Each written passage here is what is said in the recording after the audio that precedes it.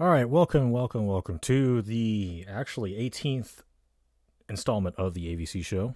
I'm none other than Angry Vegan Cyclist, or so I call myself. I'm doing better this week, feeling better. Started to get some of my shit back together after the L's I've been taking recently. Um, the topics we have this week are just they're okay. I guess I just need to do this show mainly out of obligation to you guys. But yeah, Longshanks, if you're out there, I mean, thanks for the pre-show prep. I really appreciate your support. Other than that, I mean, yeah, it's just another show. We'll just see how it goes. A lot of times I have the way I feel about the show is a lot different than the way I feel starting it. Not much else really going on. I guess we'll just dive straight in. What else? Unless you guys want something more in the intro. Yeah, just be sure to join my server and hit me with some topics or requests. I could always use your input. You're part of the show as well, remember? So, uh, anyway, yeah, okay, we'll just get started. I will start talking about what we should be. Come on, why is my computer not? Here it is. Okay. So,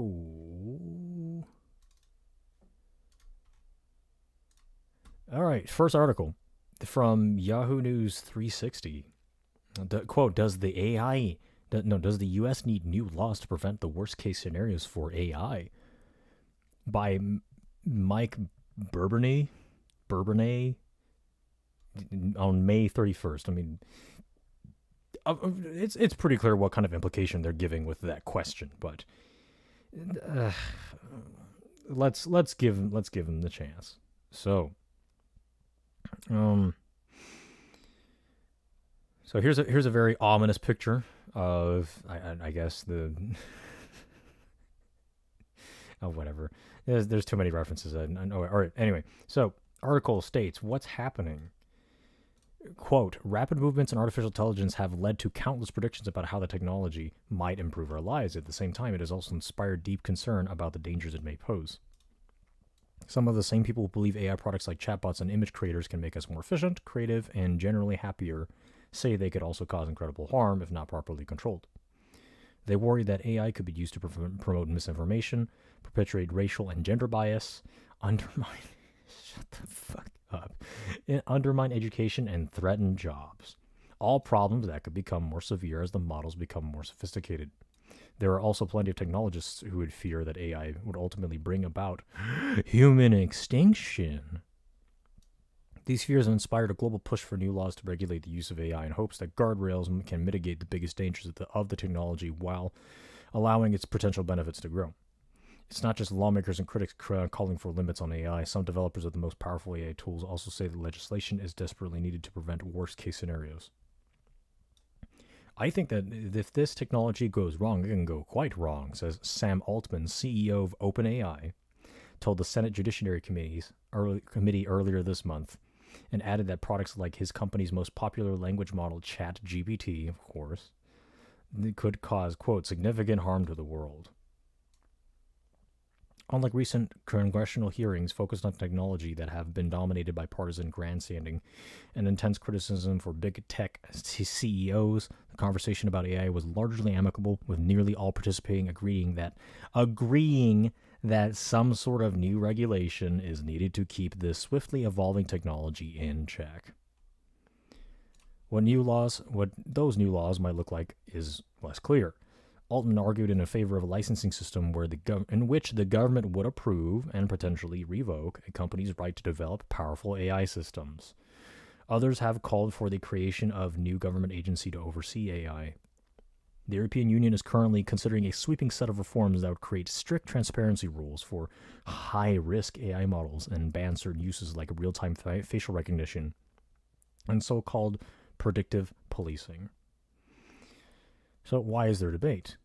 Despite AI regulations being the rare issue where many Democrats, Republicans, and industry leaders are in agreement, There's a lot of debate on whether Congress can craft the kind of legislation that would help avoid the worst outcomes without stifling the technology altogether.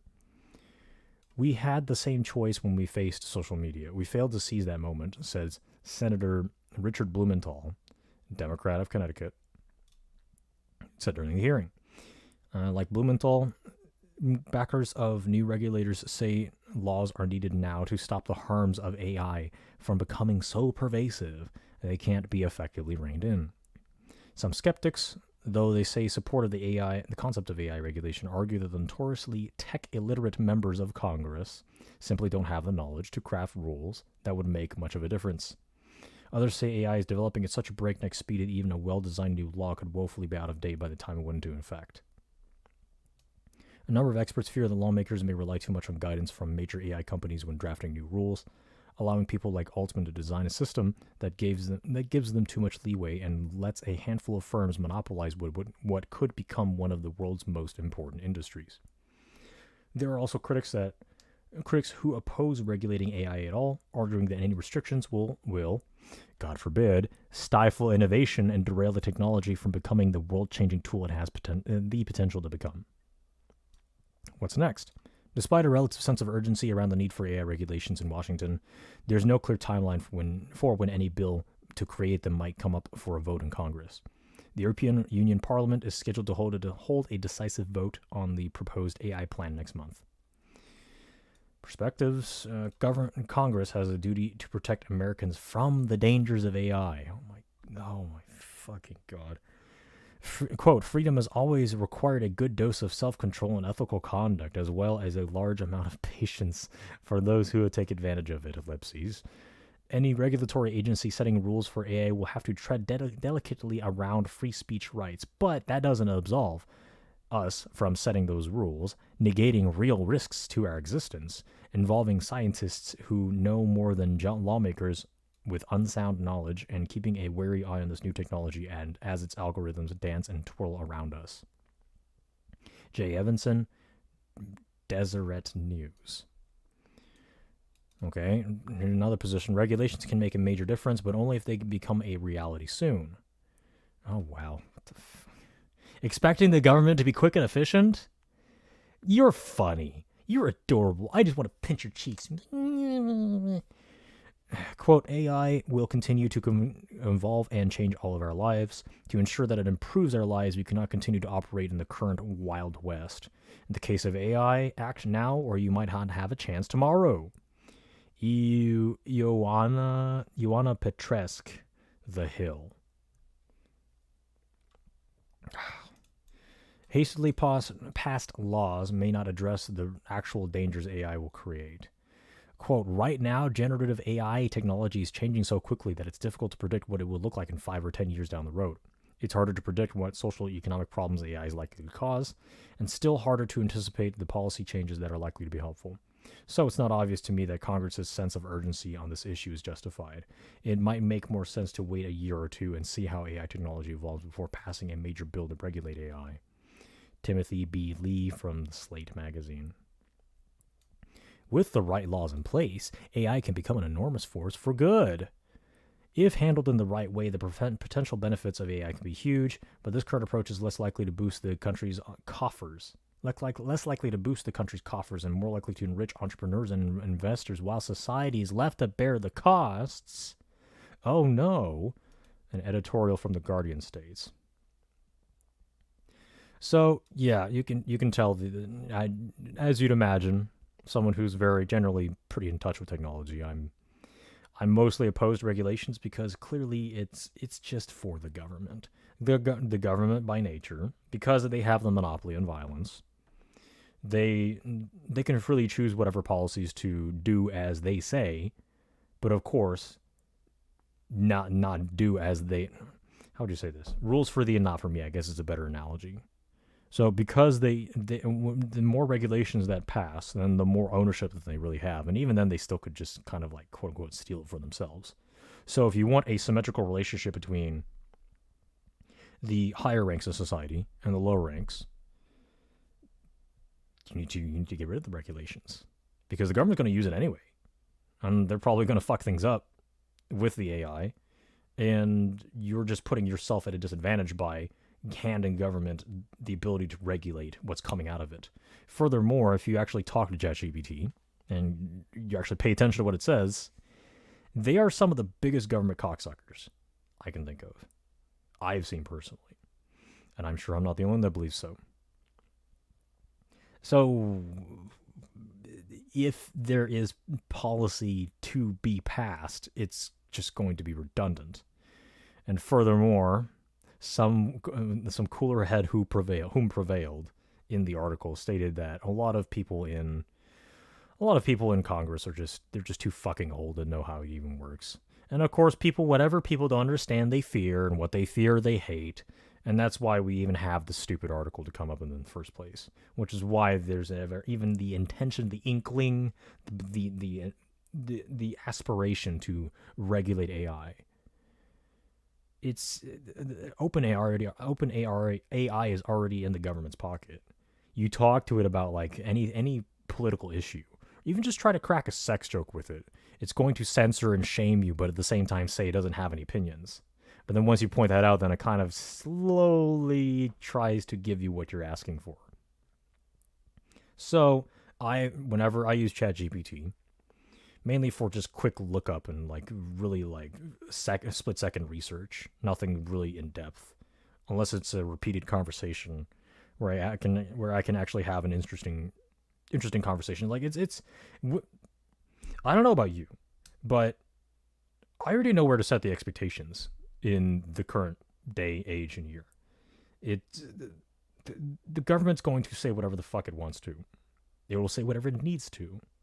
And to expect anyone in the public domain to actually value something that is value objectivity and truth, you're the fool here. So no one wants to stand up and say that the emperor's clothes are not there. Everyone knows it. So what's the point of saying it? So I use ChatGPT. ChatGPT is very useful. It is a very powerful tool. It is something that it's already regulated by itself. Either OpenAI trying to probably anticipated all the legal headaches that might have ensued if they didn't place any policies about what comes out of ChatGPT's mouth when you talk to it, or maybe they got strong armed. Who knows? The history's written by the victor, right? So okay, let's quote unquote force for good. This is what really fucking bugs me. So this is just like, I can't think of the quote, but there's like that one experiment where subjects were given a human subject had to like give a controlled dose of electricity to a victim who was asked questions, and whenever the victim got the questions wrong, well, then the victim would be delivered. Victim was instructed by the test subjects to deliver a electric shock at varying levels. And I can't remember if like the shock was like real or if it was just all curated or actors, but most of the subjects of the test would simply follow orders just by being told orders, given orders by the experimenters. So, yeah. Actually, no, speaking of AI, maybe I'll just go ask ChatGPT right now.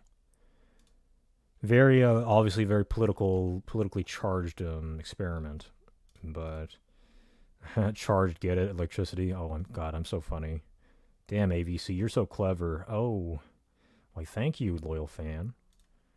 All right.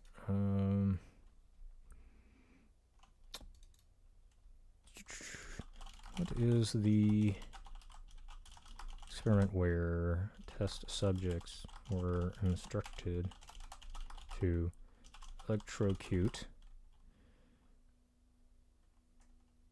an interviewee when said interview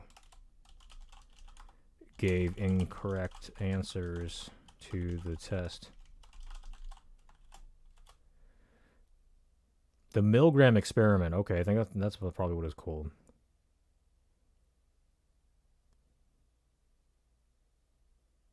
So, okay, according to ChatGPT, the electric shocks were not real, and the people getting electrocuted were actors.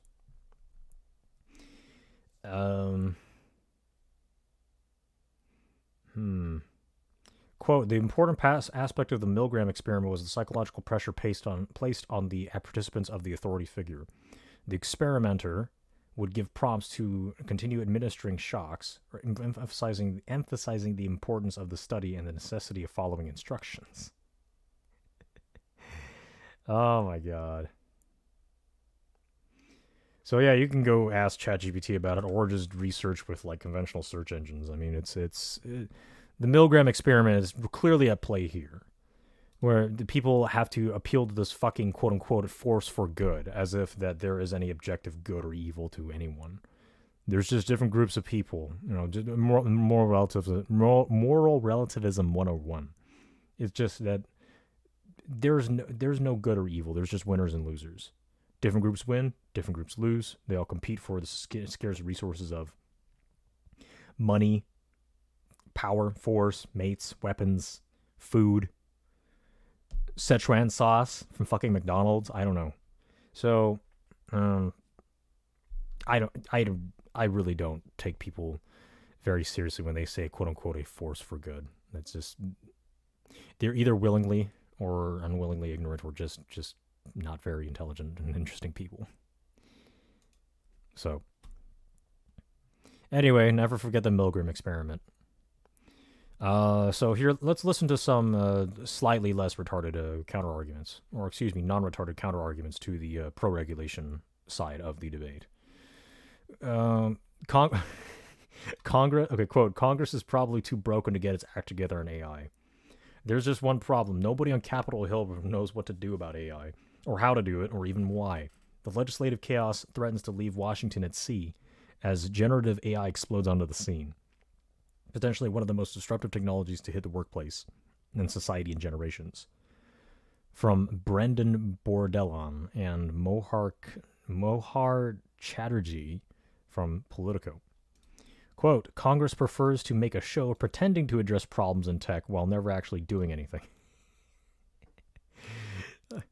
Quote, when lawmakers ignore groundwork laid elsewhere, preferring instead to grandstand about pioneering new policies in alliance with powerful technologists like Altman, they succeed in generating plenty of hype about their coming alleged accomplishments, but they risk achieving nothing. Parmy Olson from Bloomberg. AI is changing too fast for any laws to effectively control it. Ergo, we should not try at all. Which kind of is a fallacy, but hey, it's a fallacy in my favor, so how am I to complain, right? Quote, as with all revolutionary technologies, the ability of governments to effectively regulate AI will almost certainly fall short. There is no criticism of lawmakers and regulators, but a side effect of the basic fact that law advances incrementally while technology evolves exponentially. Oh shit. Homeboy hitting us with some math. So yes, 100, almost 100%. So as technology builds on itself, let's say with one particular technology, for I guess in this instance the most commonly referred to one would be like chatbot AIs. Let me see if I can find that video. There's an interesting graph. And unfortunately, my math isn't quite up to snuff to recall the graph on the top of my head. Basically, it's like an S at a 45-degree angle. So whether it's the interest or the economic development or just I don't know, it's just a pattern in things. Whenever it's a pattern in social phenomena, and I will let me see if I can find that damn video.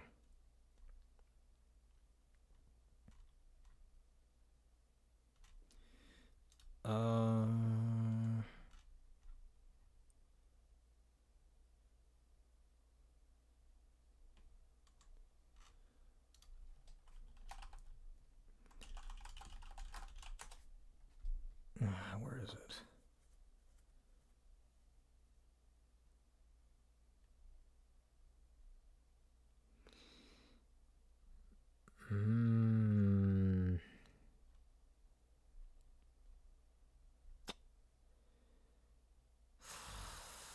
No, okay, whatever. Here, I'll just fire up some MS Paint and just draw you a quick little shit here. So, got my tablet working. Hell yeah. Anyway, so let's say here's a graph. Here's a shitty graph. Oh god, I can't draw. So, time,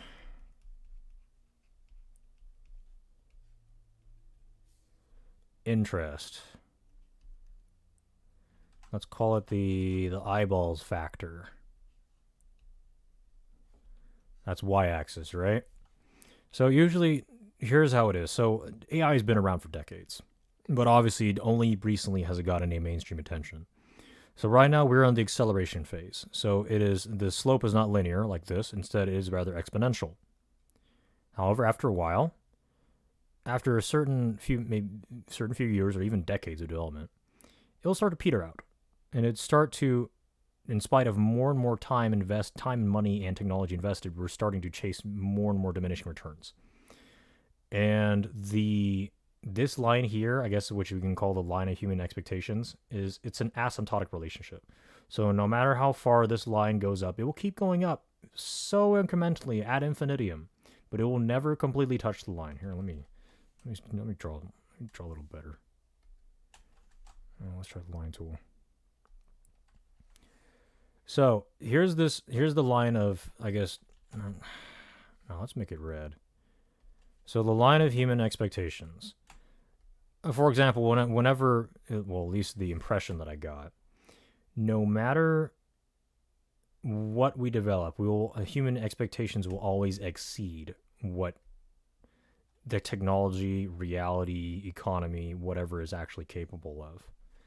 And this line here is that asymptotic line of human expectations.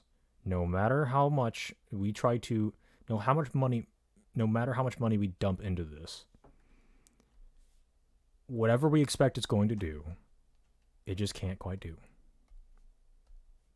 Because human expectations are infinite. Human desires are infinite. When you expect to have your desires fulfilled, then okay, so that line's actually touching. Well, anyway, God, I'm terrible with this. My drawing skills have really become rusty in a long while. Alright, fuck it, I'll just freehand it again. So, these two lines are almost parallel. But anyway, so that's I didn't come with. I don't want to take credit for this idea. I remember seeing it in some other video, but I can't fucking remember it. But no matter how far in the future, there's some kind of limiting factor that prevents AI from meeting people's expectations. For example, like replacing artists or replacing humans entirely in certain sectors of the economy. So what is AI missing? Let's say if you want to replace a manual labor job, what is AI missing? Well, AI can talk a lot of shit. AI chatbot can go chatter. But how could it actually do anything in reality? It can't pick up things. It can't move them around. So that's the limiting factor. And that's not even an AI issue. That's about like a mechanical engineering issue. So let's say when it comes to, I don't know, like banking, writing, talking with humans. Yeah, the chatbot can go chatter more, but it doesn't have the ability to laterally integrate to, let's say, predict human behavior. 9 times out of 10, maybe it could, because people and figures or scatters on a things on a scatter plot are mostly predictable, but it doesn't know what to do with the outliers, and sometimes outliers can cause a lot of trouble. Like criminals are statistical outliers. Most people try not to break the law; they don't have any intention to, but criminals, by definition, are the outliers on the graph. So how do you deal with those? Well, the humans, especially trained humans, they have, again, the ability to laterally integrate different fields of knowledge. Whereas AI can't really do that. Or can it? And in any case, obviously the government's going to have a first crack at that. And what do you as the average person have to fight against that? Your own wit and possibly your own AI. So it really is, for the most part, in my opinion, overhyped.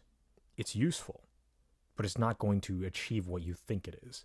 It's not as powerful or as terrifying as you think it is, because we don't have, there's a bunch of uncanny valleys that AI industries have to cross first in order to really shake up the world. So, arguably, we're still in this phase. We're in the rising action, but the plateau is soon to come afterwards, because I guess, maybe I'm here emotionally. Economy is maybe like right here.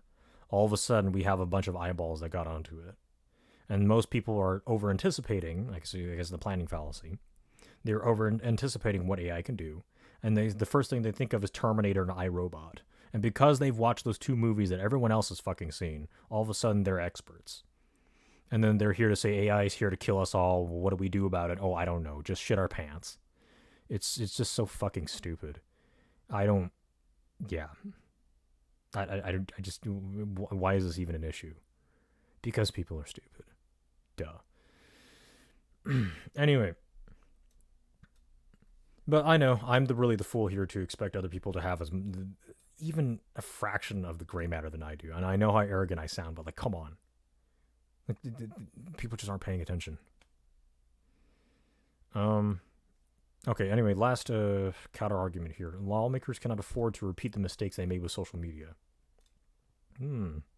Quote, Congress has proved capable at hauling tech executives to Capitol Hill for these types of sessions, but has proved frustratingly incapable of the hard decision making or reaching agreements across the aisle that goes to making actual laws. While a sign of progress, the senators at least seem to realize their failures of recent years. It is time for them to act instead of ceding control of tech regulation to Europe. Therese Poletti, MarketWatch. So, from what I gather, technology regulations from Europe surprisingly seems to restrict the means that corporate bodies can collect information about you, which also starves the governments of their ability to collect information to quote unquote spy on you, which I think is kind of interesting, because one would anticipate that, okay, well, European lifestyle, political, economic situations usually mean that, okay, everything's more socialized and everything is more centralized and more authoritarian. But really, it's just a lot more nuanced than that, surprisingly. So on paper, yes, the living standard is lower. You get less property, less land, with land, liberty, and pursuit of happiness for a given amount of financial resource or proof of work. But I mean, the political dynamics of Europe is really not different from the rest of the Western world. There's people that are, cocksuckers for the government. There's people who are opposed to it. The distribution really is not that different. And a lot of people really just have a bunch of, usually someone who coming from someone who usually is not against stereotypes, stereotypically incorrect information or preconceptions about life in Europe. And in spite, even if that hypothesis that Europe is just a bunch of socialists and cocksuckers, fuck Europe, America, actually being there, might change your opinion. It has problems, just like any society, especially regarding the immigration issues, the energy crisis, the debt. But that's just kind of like a Western thing. And the rules of human behavior just kind of apply across the board wherever you go. And it's at the most fundamental levels, people's behavior doesn't really change throughout different parts of the world. And really, how you carry yourself and what circumstances you put yourself within a country or within the world as a whole has a greater effect on your standard of living than anything else.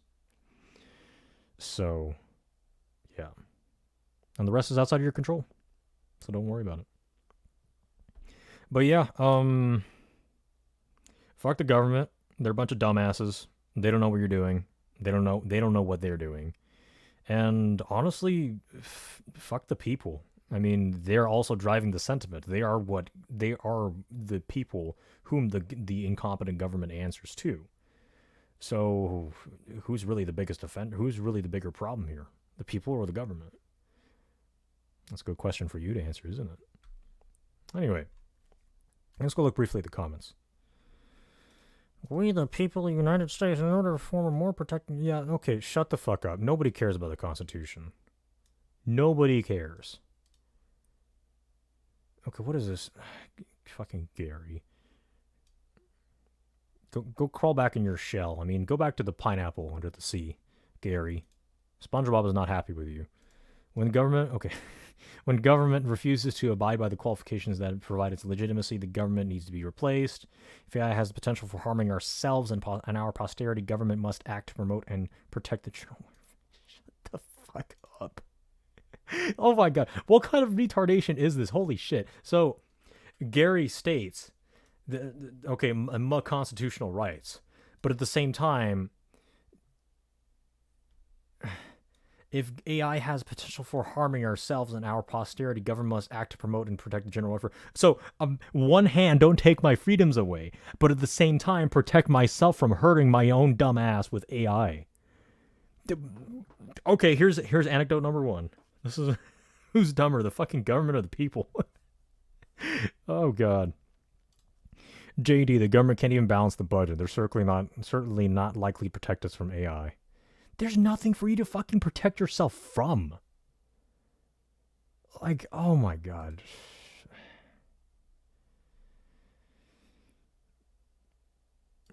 Better question, do you feel better or worse knowing that a partisan hacks who can't understand simple math may need to protect you from AI?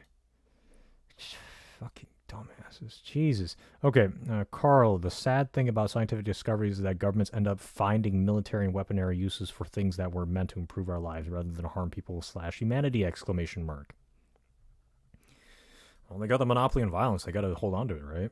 Neuromancer, it's not the AI that we need to be protected from. It's the government and corporate entities who develop, manage, and control them. Well, corporations just answer to the government and the people. The government...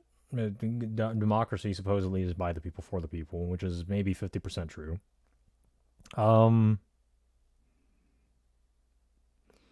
Sure. 60% agree. Okay, Rick Huffman, the genie's out of the bottle, no implementations of laws will succeed in putting it back in. Yeah, pretty much. Let the free market roam by himself. Like, okay, I'm calling it right now. We're going to see a huge drop in population. AI or not. Like, technological development is an evolutionary pressure.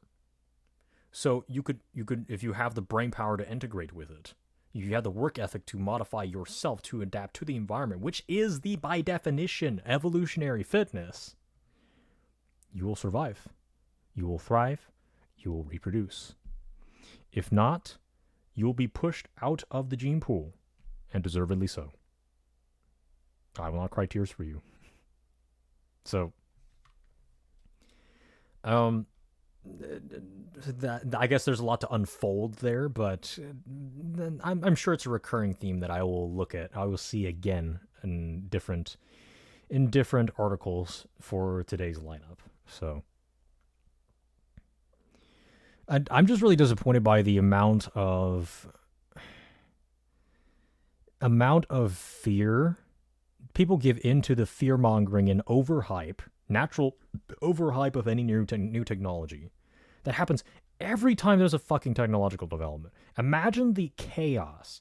Imagine the hells and high water that came out of people's screaming mouths whenever the fucking, I don't know, what is it? The assembly line came out.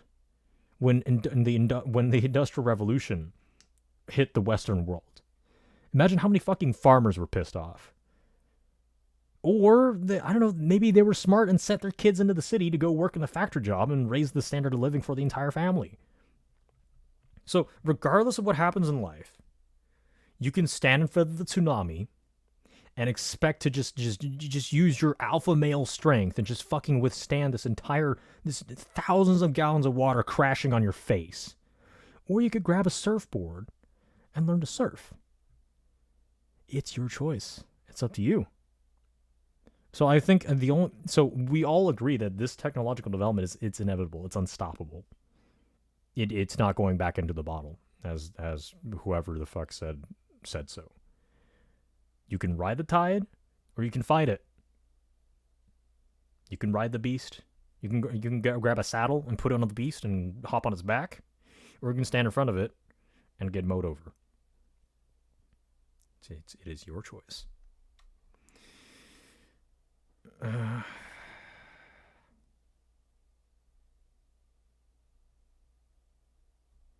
So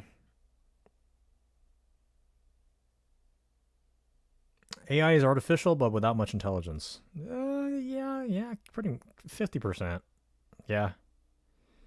Uh, yes, with AI we can replace those in our government with a fact-based system with little or no corruption. Oh bullshit. Oh bullshit. AI has no imperative. It's going to be fudged by the people who have control, and what determines the control over it? Sex, money, and violence. Sometimes in that order. So nothing's not my greatest. The only okay. If you didn't listen to the past 30 some minutes of me running my mouth about this article, is oh yes, David, perfect, bingo. What we need is less government. I agree. So the takeaway that I want you to get from this 30 minutes of me running my mouth is that nothing changes. We just up the ante for everybody. And with AI, okay, things are a bit more efficient, but AI still has a long way to go to actually really be impressive. And the development of this is going to be very gradual. We tend to the neurochemical nature of human brains. We over anticipate.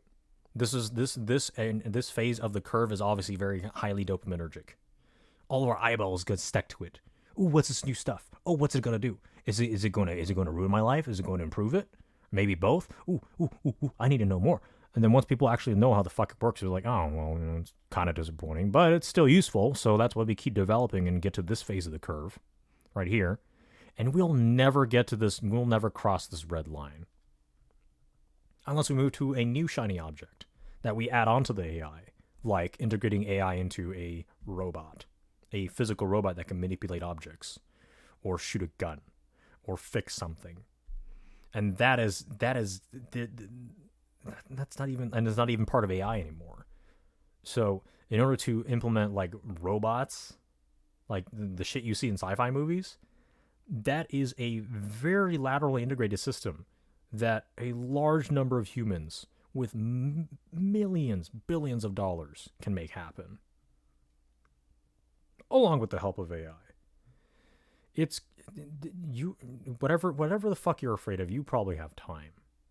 And even then, I mean, maybe on a greater scale, this is just technological development as is. Maybe we're in just this phase, and at some point we're just gonna hit another asymptote, and then the human species will really need to have a revision.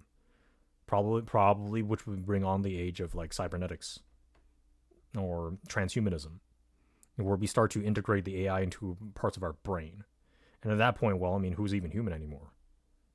Maybe that's a natural progression of the species, which I would rather be part of than not. I'd love to have a bunch of fucking upgrades to my brain and body. Fuck, that'd be pretty dope. Especially by the time, like, I'd probably be an old, like, crusty fuck, and my body will be start to break down, so I wouldn't really have anything to lose at that point anyway. Oh, shit. So... yeah, I mean... whatever. People are fucking dumb. I run thin on patience sometimes.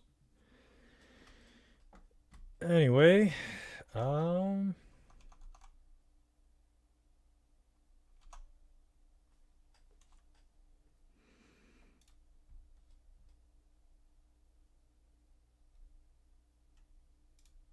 so, whatever. Next article. To change of pace.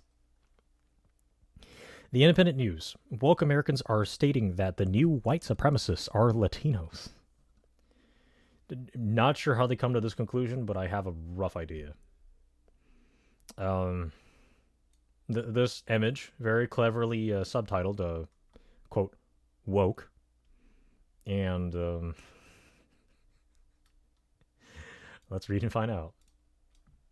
The term white supremacists have always been in relation to the white people, the capital W white people, who believe that their race is better than others. This is especially true in common thought in the rural part of the United States up till the 1970s. Very nice vernacular here in this piece of journalism. Even as late as the 1960s, the rights of black Americans were limited in the southern states. However, according to the New York Post, federal officials are exploring the possibility of Garcia, a recent shooter, having a white supremacist ideology. Why the fuck are all these races capitalized? What the hell is this shit?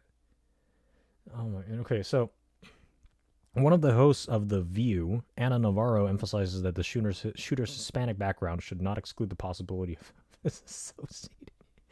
association with white supremacy. Oh my god, this is transcendentally retarded.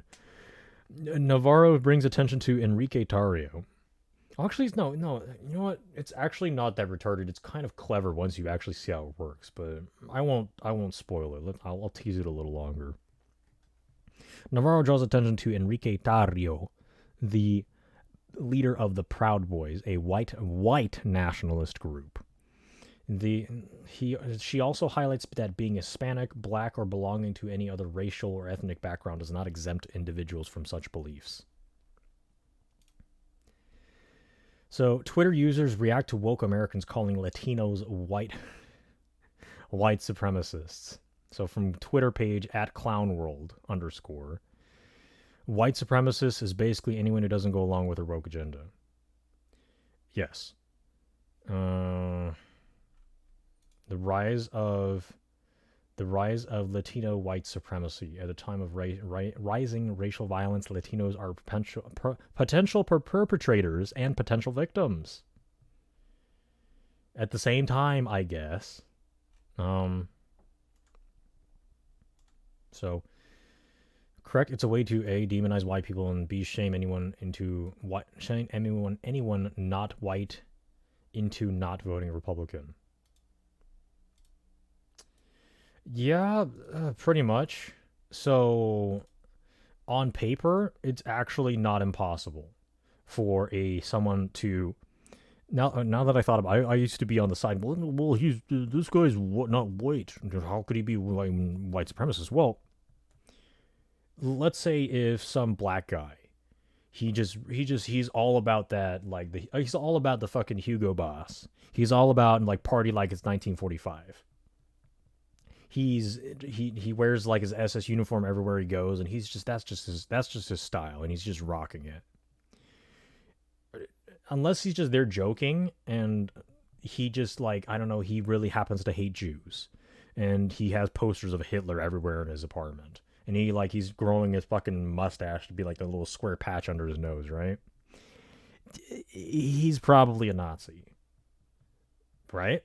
So on paper, yes, it is true that the argument that quote Latinos are now the new flavor of white supremacy. Well, if a group of Latino people don't like the American left as it stands today, they don't like Black Lives Matter because of racial disputes between blacks and Latinos in, I don't know, their city. And these people hitch their wagons or shake hands with actual white supremacists, whether literally white or not, and they team up together. Well, this is a way for people to otherize this group of Latino, a minority, mind you, a partially or sometimes not at all white minority in the United States. They put them in that other group, and then they form this dichotomy of two competing groups. Hold on, let me close my window.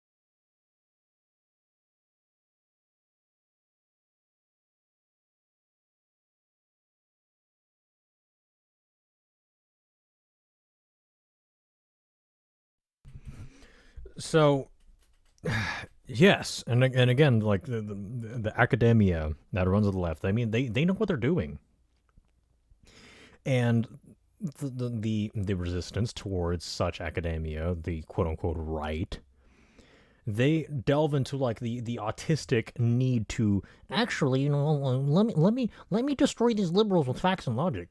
And again, I always say this, and it bears repeating: shut the fuck up, Ben Shapiro. No one actually cares about facts and logic. People say things to elicit an effect, and the effect is the disruption that you see before us. So,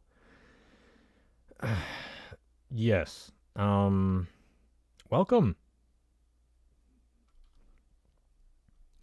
What else does the article say? You think liberals will go? Oh wow, the Latinos. Oh God, fucking sorry. You think the liberals will go? Oh wow, so the Latinos are even white supremacists now. Wait a second, that doesn't make any sense. It must be totally misreading this somehow. But no, they're not even that smart. These stupid liberals. Um. So yeah, I guess I don't need to repeat myself, do I? So on paper, and again, I like to emphasize this. Yes, on paper, it is totally possible for a racial minority to have the same beliefs as a quote white supremacist. But why does this matter? I have a lot of common beliefs with white supremacists. I mean, I think that white people are just like any other racial group, should be given equal treatment before the law, which I know can mean all kinds of fucking things. And I personally believe that, yeah, white people are being scapegoated by the liberal or woke, or more correctly, 21st century Western leftist ideology, because they are the safe target to blame for all of society's problems, all of the other minorities, because white people are just too addicted to virtue signaling. And expressing white guilt is a way to placate to, frankly, the terrorism that is affecting really everybody, but particularly white people. Um. So, with that being said, if white people are too pathetic to stand for themselves, I don't think they deserve to continue. And apparently, according to some studies by some trusted scientific authorities, I mean, people are mixing. So really, I mean, in a few hundred years, I guess everyone's going to be the same race somehow, because of, like, laws of fluid diffusion as people spread apart. And white people are interested in, like, marrying and having children with other races, which I'm not opposed to, but I guess it's just one less thing for people to fucking fight about, but they'll just fight about something else instead. I mean, there's all kinds of reasons to fight with other humans. That's just what humans have always done. That's what they will do for the foreseeable future and beyond. I don't know. I hate to kill the joy of, like, getting and turning on the inner Shapiro and trying to drop more facts and logic into, like, the argument, but again, nobody fucking cares. It all comes to it's so. Maybe there's an argument to be had that the news is instigating conflicts by fueling the fire of racial contentions through just by their job and their existence. And I mean, maybe going back to the point earlier, I mean, the world maybe needs to depopulate, because clearly a lot of people really just cannot have a grasp on reality. They just don't have the brain cells to do so. And I have no pity. So, yeah. And I'm not here to hate on people that I see below me in terms of intelligence. Really, what's worse is the intentions and attitude. So, I'd rather work with someone who is below me in IQ, but has the right attitude and wants to, again, will take the time to ask me for further clarification, and then further ask, okay, what else can I do here? What else do you think we might need for a cooperative project, for a common goal? That's more important than IQ. And maybe it takes some self-examination. Self-awareness is the other thing. Intelligence doesn't guarantee self-awareness. If people are very mentally developed, but that they keep developing that focus onto something that is ultimately self-destructive, and they are completely immune to any sincere suggestions to do otherwise, what use is that? What use is power if you can't steer it in the right direction to win the race? Yeah. So it's really about attitude. Attitude is what boils down to. I know I sound like a school teacher telling you about this, but I mean it when I say it. Yeah, IQ only gets you so far. So, but yeah, here's a good takeaway from the article. The quote: "There are some that state Latinos are also original white settlers from Spain who are as oppressive as their British counterparts. Furthermore, the president claims that the woke ideology is original red pill, truth pill. However, conservatives are disagreeing with this sentiment." Okay, so in case you didn't know, especially for my American viewers here, Mexico is quite genetically diverse. There's mestizos who are half white. They're just straight up white people, or at least visually indistinguishable from other white Americans or Europeans. Europe is becoming genetically diverse with the refugee crisis. America has many immigrant groups from all over the world. Asia on the West Coast, South Mexicans, I guess the the stereotypically darker Mexicans. Europeans from the East Coast, at least during the early 20th century. And then I guess there's some just white people just sprinkled about. And the spectrum on which someone is racially one race or another, it's not a binary. It's a spectrum. Just like gender, I guess. So, I keep asking people, and especially people who claim to be part of racial groups. Okay, what are Iranians? Are Turkish people? Are they white? What percentage of them? Some of them look white, some of them don't. People are mixing. What's the issue here? And also, I got to tell you this: any white supremacist, I don't care what they think. They definitely have had sexual thoughts about women of other colors. Period. That's just a fact. No matter how racist you are, your genitals might disagree. So, whether or not you're willing to accept the reality of human life, that's kind of your prerogative.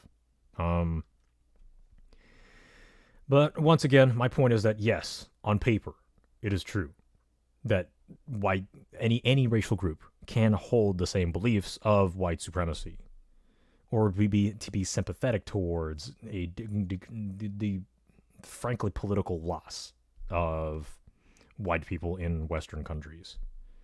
Does that mean they are? There's a correlation, but correlation is not causation, so not necessarily. How much does this matter? Well, aside from just a hyper autistic debate in the comment section that I'm looking at right now, probably not very.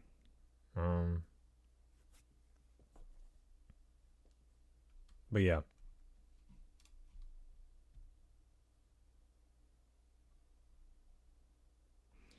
Yes, there it is. So anyone, regardless of race, gender, political leaning, etc., who is against the woke agenda with a capital W, will be called a white supremacist. Ignore it, just another label that is losing its meaning. Well, again, people call you names, not because you literally are that. It's to elicit an effect from you, from other people in the conversation. It's a way to poo-poo you. So it goes back to just, again, the very basics of human behavior. There is the gray matter level of understanding of words, but then there's the white matter response to them. So gray matter is where your thinking happens, where any sophisticated multilateral thought happens. White matter is just a connection of gray matter to the rest of your body and the rest of your nervous system. So white matter is often quicker and less energy intensive to perform not the same level of computation, but it's your impulses, your intuition. That is all white matter. Most people's white matter is bigger than the gray matter, clearly. So, yeah. What does your gray matter higher reasoning even matter whenever most other people are using their white matter? All you can do is protect yourself. And that's why we all talk shit from anonymous profiles on the internet, right? I'm guilty of it too. Okay, next article. Having kids in the U.S. is a scam, end quote. Woman reveals the reasons why more women are choosing not to become mothers and embracing a child-free life instead. Oh, interesting like to dislike ratio. 307 likes, 391 dislikes, 200 comments. Whew. Wow. Okay, so this is like a really fucking short bus slideshow. I guess we'll just roll with that format. All right, what's the... Okay, that's not it. First slide. Slide 1, which is... What? Oh, no, I'm sorry. Slide 1. So, Okay, so it's a subheading of the article. For ages, motherhood has served as humanity's primary method of reproduction, stating as one of the most critical roles women have fulfilled in society. Duh. Yet in the present era, does motherhood have the same level of importance that it once held? ? Specifically, is the choice to embark on the journey of motherhood still as worthwhile in... ... In what? Why is this... What? Okay, whatever. Okay. Fewer incentives, fewer moms. TikToker at itsme_abye has sparked a heated online discussion with a recent video that sheds light on why women are increasingly hesitant to embrace motherhood like never before. In her video, she declares that women are now choosing to not become mothers due to lack of incentives associated with modern motherhood. Like what? Child support, alimony, complete dominance over divorce court? What do I know? I'm not a woman. I have no right to speak. Or am I? I thought trans women are women. Oh, a big think. Anyway. Zero benefits. While she's uncertain about the existence of incentives for motherhood in the past, she confidently says that there are no incentives for whatsoever at present. Women aren't becoming moms anymore because it sucks. Okay, excuse me. Hold on. Let me whip out my fucking Valley Girl voice. Women aren't becoming moms anymore because it sucks. There's literally no incentive to become a mom anymore, the TikToker states. The horrible reality. One of the key reasons why the original creator considers motherhood to be unfavorable is pregnancy, which she describes as horrible for most women. Oh my God, it's the worst. Moreover, she points out the lack of adequate health care and absence of parental leave once the baby is born, adding that there is no paid leave available. Oh, boo-hoo, give me more free fucking money because I don't know, I have a baby in my stomach. Wow, stunning and brave. Feminist leader right there. Don't need no man, but you still need that. You still need that government. Early separation. According to the TikToker, one aspect that contributes to the negative experience of pregnancy and motherhood is the fact that many women are compelled to separate from their babies after approximately 10 weeks. What? What? New moms left to suffer. She also claims that women are rarely monitored for postpartum depression and anxiety, except for a single checkup at 6 weeks. And this lack of ongoing support makes the lives of new moms even harder since they can suffer from postpartum symptoms and depression for up to a year. You know, so, for the most part, at the decision of the people afflicted, we're outsourcing the need. We are outsourcing friends and family to the government, to medical institutions, and to businesses. No fucking surprise it's going to cost money, because a friend or family member will help you out for free. Hey, honey, how's work today? How's the baby? How are you feeling? Is your body okay? Have you been sleeping well? Have you been exercising? How is your diet? What did you eat today? Can't want to cook something together later tonight? You want to have sex? Why aren't couples talking to each other about this? Mixture of reasons. Chiefly technology and the free will decision not to. As well as less need for the entertainment of another person's company. Also, as GPT would say, this is a very complex and multifaceted issue. But I won't get into that because it's a bit tangential.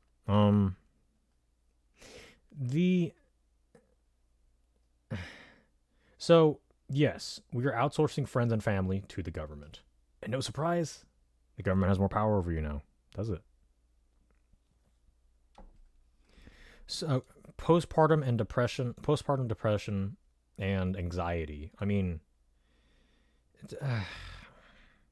so maybe I'm not qualified on this, but from what I can gather already, having a baby is a very emotional experience. It appeals to a woman's and sometimes a man's very primal desires to after eating and growing and to eat, grow, reproduce, and maintain homeostasis, right?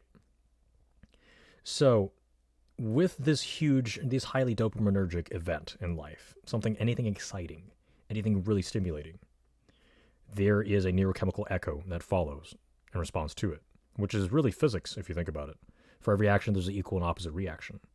This is why a lot of professional athletes, and I say this as a competitive cyclist myself, a lot of professional athletes, they just kind of they feel very flat and very bored once they achieve their lifelong goal of some kind of athletic achievement. Winning an Olympic race, succeeding in some huge competition at a world-class level of athletic competition. There's the common phenomena of just people like, okay, well, now what? Sometimes people they're just like, oh, well, I'm a world champion. Okay, now so fucking what? Other people, they get depressed. They're like, well, what the fuck do I do with myself anymore? I achieved everything I want now. And that is, I believe, the chief cause of postpartum depression. It's neurochemical. It's life. It happens. And it's really up to your intelligence and your prerogative and your positive or negative attitude on how to respond to it.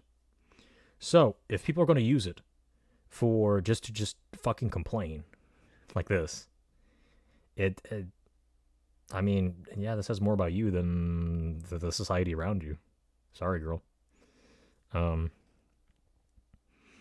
Now, am I taking the position that, okay, women have women should have babies as per, I don't know, fucking law? No.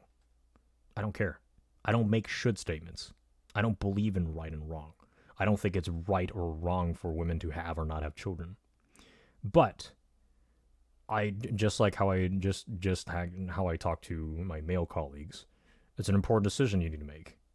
And a lot of times, a lot of people, a lot of women I've dealt with in my life, romantically involved or not, they take birth control, they've got the snip, they've got all kinds of, birth control is obviously much more reversible, but I mean, having their tubes tied. That's a hugely expensive procedure. And why are they doing that? It's rather suggestive. I'll leave it up to you. I don't want to get fucking kicked off, or I don't want to get my channel muted again, but we all know what's going on. No one's being fooled here. Like, come on. Anyway. Quote, astronomical expenses. When considering the long-term future beyond the first year of becoming a mother, the TikToker realizes that the cost of living is already astronomical. Yeah, welcome to inflation. For all the fucking free shit you're voting from the government, silly. And this also extends to the astronomical cost of childcare. If you're lucky enough to have a spouse who makes enough money that allows you to comfortably be able to stay at home with your child, that's almost unheard of, she adds. Well, I don't know. I mean, I get told this a lot, but maybe it's maybe you just picked the wrong man. Think about it. Pay for daycare or stay at home. Stay at home. Let the husband go to work. But I can't say that because it's sexist, I guess. Whatever. What do I know as a biological male who has his finances in order? Don't listen to me. Which also raises another point about why having a baby isn't a good financial investment. Childcare costs can sometimes be so high that it becomes more affordable for the mother to stay at home rather than go to work and pay for daycare expenses. Oh my God, really? How could that be? I thought we were repressing women's right to, I don't know, financial independence or whatever the fuck. So the only question I have after that point is dropped down is, okay, who is the man in the relationship? An actual man or the government? And unfortunately, sounds like a lot of the people's answers, just like what I stated earlier about people not interacting with each other, whether it's like lovers or, husband and wife, boyfriend and girlfriend, talking to their kids, parent to child. People aren't fucking talking to each other. Same thing's going on here. So, I don't know. The end of that point didn't really connect back as it should have. What was I gonna say? Yeah. Okay. We'll see if whether Uncle Sam or literally Sam the husband is the man in that relationship. Oh, excuse me, I'm burping from the soda I drank. Um, Unequal burden. In addition, oh God, oh fucking Christ. Oh, unequal burden, division of labor. In addition, she raises the concern that there's no guarantee that the partner with whom she shares a home will continue to be an equal partner after she gives birth to the children. To support her claim, she cites statistics indicating that mothers bear twice the burden of domestic labor compared to men, and that this unequal distribution of responsibilities directly affects mothers' mental health. Oh no! Well, if you're going to be at home raising the children, like you probably want to if you're a mother worth a shit, the man goes out to work because that's his contribution to the reproduction process. He has to protect and provide for the family. So, because he has to work all these hours because you want to buy all this bullshit, and you want to buy all this bullshit for the kids, the man has to go to work. He can't fucking be two places at once. So, yeah, it's kind of your job to, like, I don't know, take care of the house so the children can play around in a clean house, take care of the kids, because that's literally what a mother does. And the father does his job. He brings home the kill. He brings home the money, and he spends his time off with the children. It's almost as if like being a parent requires work, whether you're male or female. So crying about mental health is just like, okay, directly affects X's mental health. Like, shut the fuck up. Seriously. I can't, I personally gotta take that sentence seriously, regardless of whoever says it. And we already have that expectation for men to be tough, to be resilient, to be stoic.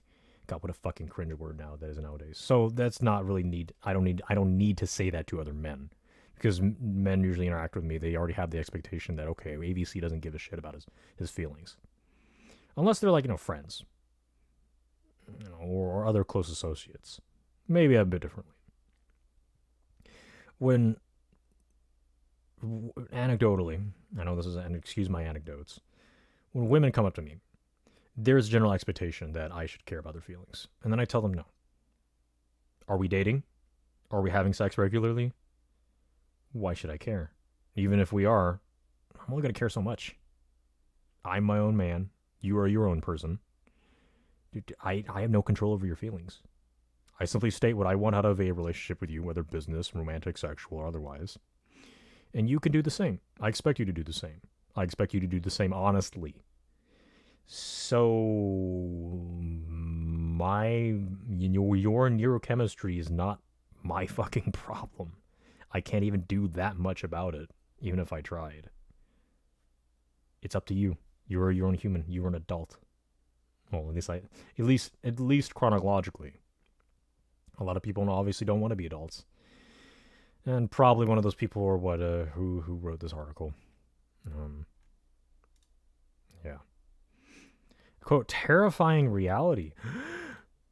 Setting aside the concerns related to pregnancy, spouse involvement, and childcare, there's also another terrifying factor that make many women more hesitant to have kids in today's society, There's a, quote, high probability that their kids can get killed by an active shooter in the U.S. schools. Oh, no. What's even more terrifying is that nobody fucking cares. Nobody in power gives a fuck. Oh, my God. So, yes, shootings happen. Shootings happen all over the world. Violence happens in all kinds of, even in places where guns are legal. For God's sake, and has anyone remembered just a few months ago, like the Japanese Prime Minister Shinzo Abe got shot by a fucking rudimentary, like, Saturday Night Special homemade gun out of, I don't know, clay or pasta or some shit. Not literally, but I mean, you get my point. An improvised gun. The Japanese Prime Minister, one of the cleanest, most hypochondriac societies in the world, still deal with violence. Because human desires are infinite, and they'll never be satisfied. On one hand is the mechanism to which capitalistic excellence and any achievement has ever stemmed from. But on the other hand, the discontentment is where human violence comes from. So, I mean, okay, I'm not going to have kids because I'm afraid they're going to get shot in a school. Okay, well then, what the hell are you doing alive? Why not start with yourself? Oh, there's a chance I might die, so I might as well just commit suicide preemptively. What the fuck kind of logic is that? So what really is going on is that these people are looking to find excuses. Either excuses to the social pressures of being told to have children, male or female, primarily female, but this can also apply to men too. They're either A, stating that I don't want to have kids because I'm afraid that they're going to get shot in a school is an excuse to the people pressuring them outside of them, or B, it's an excuse people give themselves for deep down inside they do desire to have a child, but I don't want to because the child might get shot in school, whereas in reality it's just that this person is just not responsible to find a mate, to commit the amount of work necessary to raise a child, quote unquote, properly, or to raise a child unconventionally and then not put in the work to effectively oppose any naysayers or criticism. Or they're just pussies. They're just afraid of what they want, which is kind of pathetic. But I mean, again, up to thine own's prerogative.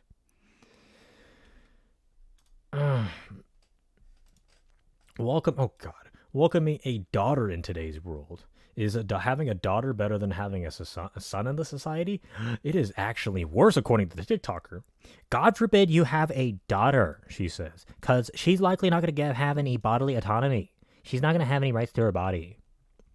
I wouldn't want to have a daughter in this day and age right now. You couldn't pay me to. Like, honestly, you can't even pay me to have another kid right now, period. Yeah, first of all, shame on you if you give birth to a female child. I mean, like, clearly you had a say in that, right? Clearly you had like a little switch inside your uterus to decide which sperm gets fucking... So, with that out of the way. So, to touch briefly, so clearly she's talking about abortion. First of all, abortion's murder, period. Second thing is that, okay, we selectively decide what is okay to murder and what's not. As a flagrant, currently fake, and certainly ex-vegan, each human culture selectively decides what's okay to kill and what isn't. So, obviously, a lot of vegans, which tend to be, left-leaning vegans and vegetarians, they think killing animals is immoral, but killing babies is fine. Quote-unquote conservatives, on the other hand, they oppose veganism because they think it's entirely a leftist thing, which, even though there's a lot of leftists in veganism isn't leftist, isn't inherently leftist. Well, it is very left in its essence, which is a rebellion against status quo, which is by definition leftism. But the conservatives are all about, we're killing cows, chickens, pigs for food. Oh, that's perfectly acceptable. But no, abortion's fucking is the hill I'm going to die on because I stand for the rights of children that I probably don't want in the society anyway. by a bunch of birthed to by a bunch of shitty parents, clearly. So I mean, like the only thing, whatever fucking stupid opinion you have about abortion, all I have to say is just be consistent. So if you're against killing, then you need to look at killing holistically, address it holistically. So I would have a lot more respect for someone who says, I don't give a shit about life. I mean, we're all hypocritically deciding what to kill and what to not kill. So I'm pro-abortion, or not pro-abortion. I'm pro-choice, but I also eat whatever the fuck I want, living or dead, plant or animal. Or you could take the truly pro-life position of, okay, I'm against killing it by all means, and I am a vegan, and I'm also pro-life. So, I mean, it's just a fucking bodily autonomy, rights to her body. It's an attempt to appeal to a clause in, like, the American Constitution that does not exist. Like, your body's at the behest of nature. How do you liberate your body from the forces of nature? Oh, right, that's death. But then clearly you don't care about the freedom enough to die, because death is the ultimate freedom from all natural constraints, the natural oppression. But who wants to die? I don't. So obviously I give up the freedom to enjoy life. I give that freedom to enjoy the freedoms within the realm of life. Which clearly people don't want, because I guess freedom's too much work. So they don't actually want freedom. They don't want autonomy. They want decisions to be made for them, chiefly by the government, while simultaneously complaining about the oppression from the government. So, now kill babies if you want. Just admit it's murder. I don't fucking care what language you dress it up as. Autonomy my ass. Fucking get the fuck out of here. It benefits men. What the fuck? Moving on from all the shit that comes with having kids, and she addresses why society often perceives a woman's only purpose in life is to be bearing children. Questioning, quote, why are women's only source of fulfillment supposed to be from children? Which is kind of a straw man. She answers, quote, because it benefits you. It benefits men. It benefits the economy. So, having a child benefits a man if he wants children. I mean, duh, it's literally him getting what he wants. But economically speaking, I mean, you've seen all the fucking MGTOW videos. I don't need to repeat it. I don't even need to pull it up. You can find it yourself. I don't care if you want to disagree with me. In the Western world, divorce settlements are almost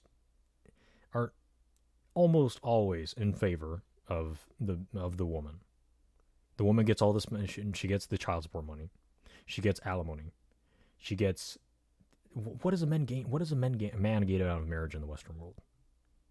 Nothing. It's a threesome with the government, where the government and the woman are the winning parties. The government wins the most of all, I think, really. But the woman takes second place. So, and this, because of the government's involvement, then the meaning of marriage has also changed. It used to be something actually somewhat beneficial. So, as you remember, marriage used to be, it's mostly a financial transaction. So, so the man's family and the woman's family, they meet up and they want to strike a deal. So, the man's family may be more wealthy. They have more goats. So they offer the goats in exchange for the other family's daughter. So you let my son marry your daughter, and then we give you the goats. Sound like a deal? Deal. And then they have kids, and the family can run the farm together. Romance didn't really seem to be too much of a part of it, and whether or not the couple likes each other, I mean, I guess it's kind of all they got. So they tried to make do with what was available, and the relationship, the appreciation for the relationship happened afterwards. Now we have it flipped on its head. Either probably mainly because of culture. People pursue the idea of romance first. And then whether or not the relationship actually works out in the end is just kind of like, we'll worry about that later. And then, money talks and bullshit walks. So that's why the love kind of it's the bullshit that everyone wants to aspire to, but in reality, no one wants to actually look at things practically, at least in the Western world.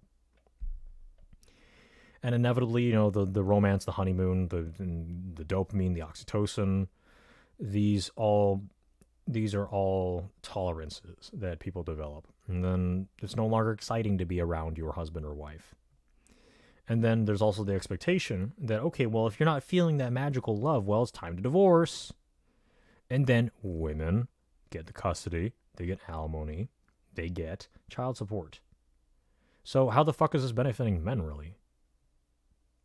Not really. It benefits the economy, yeah. I mean, it's kind of hard to have economy whenever there's no people, there's no children to take on the labor force in the next generation. So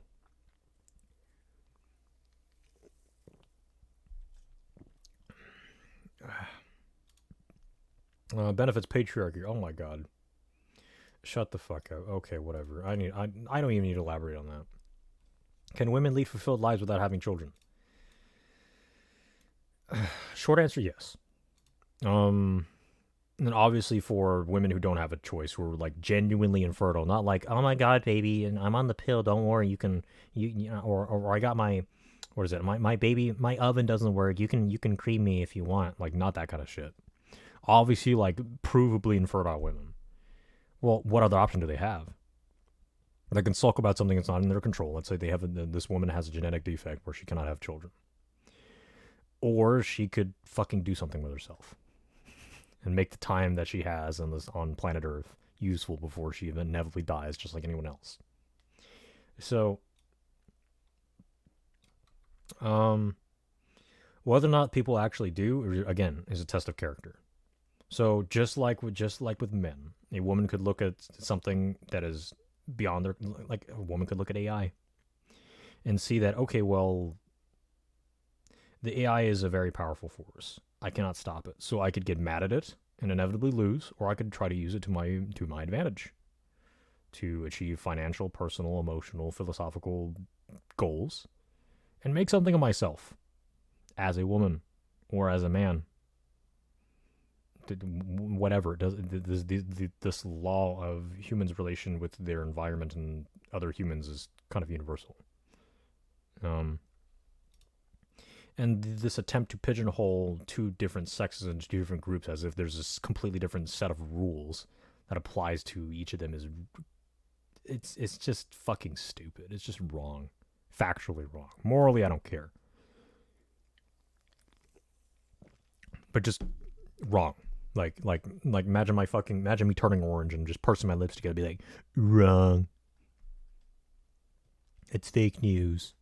That's seriously. Anyway. TikTok concludes that when the world and society attempt to make it more appealing for women to have children, women nowadays may consider it, or maybe they won't. Maybe I'll go down. Maybe not. Are you gonna catch me, officer? At the end of the day, women have no longer need to have kids in order to have a fulfilled life. If fulfilled life means getting fucking free shit from the government, yeah, that's true. They can just claim to be transgender and they can claim to be non-binary, I guess. And cut their hair short. And just dress like a fucking, I don't know, some androgynous slob. Not even like a stylish, like, gender bender, like a rock star or whatever. Just some fucking lazy piece of shit. And call themselves, like, queer. And then, I don't know, they probably can find ways to just abuse, like, use what is it? Title 23. It's some abuse of, like, the civil rights acts. Strong arm an employer to get them to just basically let them do whatever the fuck they want in an office, get paid to do nothing.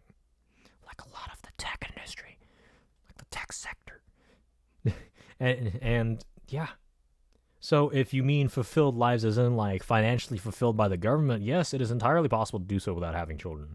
You just got to vote for that cocksucker.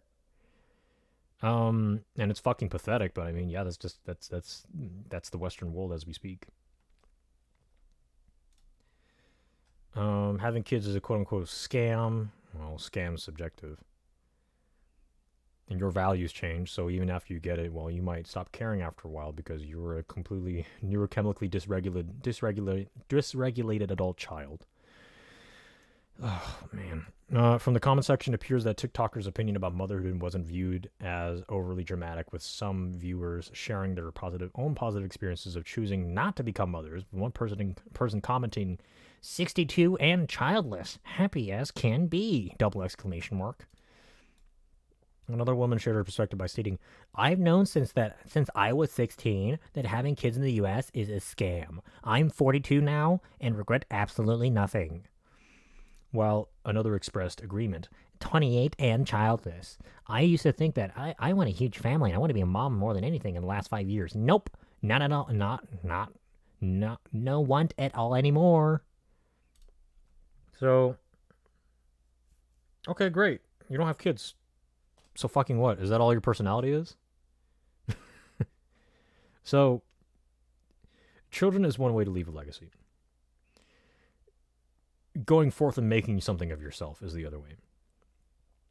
Just not having kids. I assume these people have more to their existences than just being stunning and strong and independent childless women. But it's like, is that it? What are you doing instead? So, law of conservation of time and money. So, if you're not having kids, then what are you? You got to produce something. I hope it's a creative pursuit. I hope it's something artistic. I hope it's something that challenges you physically and mentally, but a lot of people don't do that. So in some sense, even though I understand, I just stated that, okay, well, there's no moral duty to have children. There's no moral duty to do anything.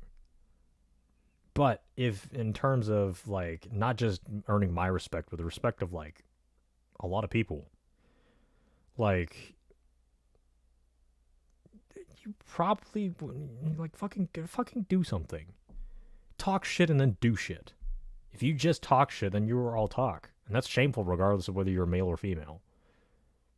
So, and in terms of, like, scam, okay, well, value is subjective.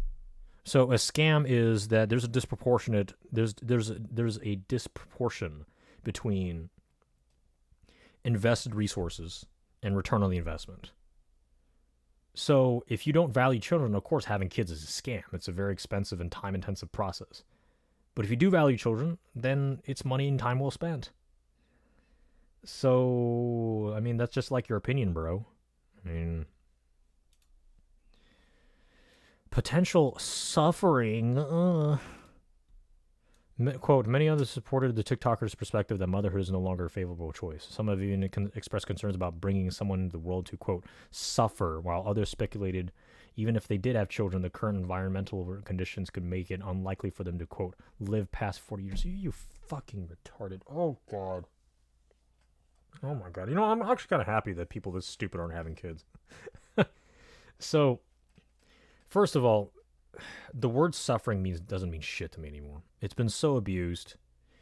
I use it very sparingly. And what is my pain is your pleasure, and vice versa. So this argument is championed by this special group of pathetic people in existence known as antinatalists. And suffering has value because you give it value. I experienced a lot of physical suffering throughout my life. I'm not going into details, but I mean, a lot of times I just do it. I deal with it anyway. Chiefly in boredom at work, or the physical discomfort of physical exertion in a bike race. So why are certain subset of, especially a special kind of mental illness known as athletic competition, why are people so addicted to pushing themselves beyond in very uncomfortable ways? Humans' relation to pain is a lot more complex than simply just avoiding pain. If you avoid pain at all time, your body and your mind both become weak. You become emotionally weak. Like the author of this TikTok video that is the subject of this entire article. Or, slideshow. Yeah. So, pain exists in your body for a reason. And a lot of times, as you push your own boundaries, that's when strength develops. I know it's kind of cliche and kind of cringe, but the United States Marines have a quote, "Pain is weakness leaving the body." Unless it's just blatant injury, then obviously it's weakening your body. But otherwise, especially during, again, physical training, moments of building self-discipline, It's not a comfortable process. It's not supposed to be. And that's why we hold it in high regard. That's why we think athletes and like special military special forces are so fucking cool, because of how much pain they experience, emotional, physical, altogether. And it's a necessary process to which hardened steel must pass through fire. A sharp sword cannot be. There is no unground sharp sword, or the hardest steel must be forged in the hottest of fire. That's beyond life. That's just fucking physics. That's just an immutable aspect of reality. And we have the privilege of living in the 21st century where you can do so without injuring yourself.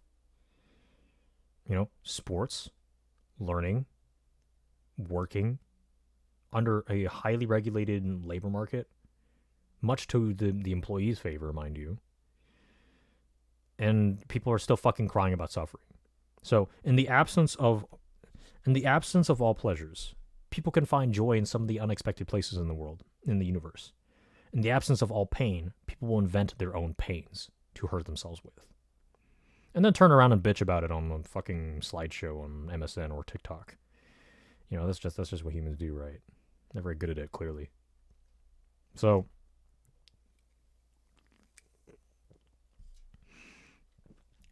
pain and pleasure are kind of subjective, for the most part. And I don't really care what you think. That's just a fact. I would love to be a mom, but other women have shared their desire to become mothers and don't hold a strong. Okay, I guess. Well, yeah. Excuses, literally. Especially when you just said you want to be a mom, but I would be an irresponsible parent. I don't have the money, which you can. I mean, people have raised children with less money than you think. Believe me. Whatever. I chose the wrong father. I slept around. I'm a slut. I don't know. There's just like, so people in general, but particularly women who subscribe to this line of thought, have become so fucking lazy. I guess this goes back to what I said earlier. One's pain is another's pleasure. And even in the absence of all pain, people reinvent their own sources of pain. Like, it's just such a gap in mentality from people who push themselves and focus and work towards a goal, and people who avoid pain no matter what, and ultimately experience more of it in the long run, believe it or not. Like the joy of sports, the joy of athletic training and competition. Now, as you engage in a behavior, it reinforces itself often. Neurons that wire together fire together. Neurology 101, right? So once again, me just fully rimming and sucking the cock of athletic training, as you can tell, it's a very key part of my identity. Your ability to resist pain is governed by your neurological structures, and dopamine is the key agent towards enforcement of behavior, or tendency towards behaviors. So whenever, let's say you're dealing with a setback, you're dealing with something that is stressful, disappointing, or you're doing a hard set in the gym, or you're on a bike, or you're on a foot race, and you can feel the lactate accumulating in all of your muscles. At any given moment in either of these situations, you can give up or you can keep pushing. Now, often, whenever, let's say in either of these behaviors, let's say you give up, sometimes people are ashamed by giving up and be like, you know what? That was kind of a bitch-ass move. I'm going to keep going. I took a break. I'm going to go back at it. I'm going to keep working on the goal. Or, by keeping pushing, well, your body will it may start fatiguing more, but then you become kind of blind to fatigue. You become homeostatically adapted to it. So then it's just like, oh yeah, fuck, I'm tired, but I mean, like, yeah, it's been like this for a while. And at some point, well, something crazy might happen. Or maybe all of a sudden you're just like, well, that's my new normal. This fatigue is new normal, and this is my new normal, so then my body responds by developing more energy resources to resist the fatigue and continue working. Maybe at even a higher capacity, which is what training is about. Knock yourself out of homeostasis, and then return to it with new adaptations to resist the previous stress. So, people don't want to do that, of course, because it takes work, it takes discipline, it takes self-regulation, it takes a modicum of understanding of your brain, your body, your life. People don't want to do that. And thus this rule, this recurring theme, which I know I've repeated so many fucking times, but again, I just need to beat it in your head further in order to understand. To help you understand the mentality of the people whom I'm criticizing, as well as something that you may be able to use in your own personal life. There are no shortcuts. There are no shortcuts to the goal that you so desire. There's shortcuts that lead you astray. Shortcuts that are marketed, overhyped as a solution to your issue, or a way to produce what it is that you say you want, but not really. So, clickbait goes beyond the internet. It's just a lot of things in life. It's just marketing 101. Come on now. One viewer commented, okay, other women shared their desire to become mother, but didn't hold as strong a negative view as the TikToker. However, they acknowledged that the current conditions and challenges in society are what hindered them from fulfilling this desire. One viewer commented, quote, I want kids, but I'm happy that the romanticized myths are being dispelled. I'd rather hear the truth than feel lied to. Surprisingly, in spite of all the dog shit I saw in this slideshow, I think that's a fairly mature approach. Yes, there's a lot of frustrations, there's a lot of unexpected failures that will happen in the process of bearing and rearing children, male or female, and setting the real expectations realistically, as well as understanding how anything in your life could be overhyped, is a very mature attitude to have. So I actually agree with this one. Out of all the shitty talking points in this entire article, yeah, I'll throw a bone to this one. Bravo. Enjoying motherhood with two key conditions. On the other hand, some viewers shared a positive outlook on motherhood. One woman admitted that she loves being a mom, but acknowledged that not everyone would enjoy it unless two specific conditions are met. 1, I make tons of money, and 2, my husband's a stay-at-home dad. Without those two factors, I'd drown. Well, the majority of people do not understand have those. So this goes back to, I think this really just sounds like another excuse of people saying they want something, but then either A, not doing anything to meet those, or B, saying I will do it under these two conditions that can never possibly be met. So at that point, okay, well, it just sounds like you don't actually want to have kids. You'd rather just pursue, dare I say, selfish pursuits, which I'm not saying with the same undertone that you might anticipate with the word quote-unquote selfish, but it's still kind of coming from a similar intention. And at that point, you might as well just be honest. Okay, I don't want to have kids because I'm just not interested. Okay, fair enough. People are going to tell you, well, it's the most emotionally fulfilling thing that a woman can do is have children. Neurochemically, yes, probably. But there's subjectivity to that too. Whether I can, even though I'm biologically male and I can't truly understand what it's like to be a woman, whatever the fuck that's supposed to mean, I'd imagine that if I were a female and I were to give birth to a child, that will be a great source of joy. And children can be a well-built relationship between parent and child is a very fulfilling thing to have in life. It is necessary for the human species to continue.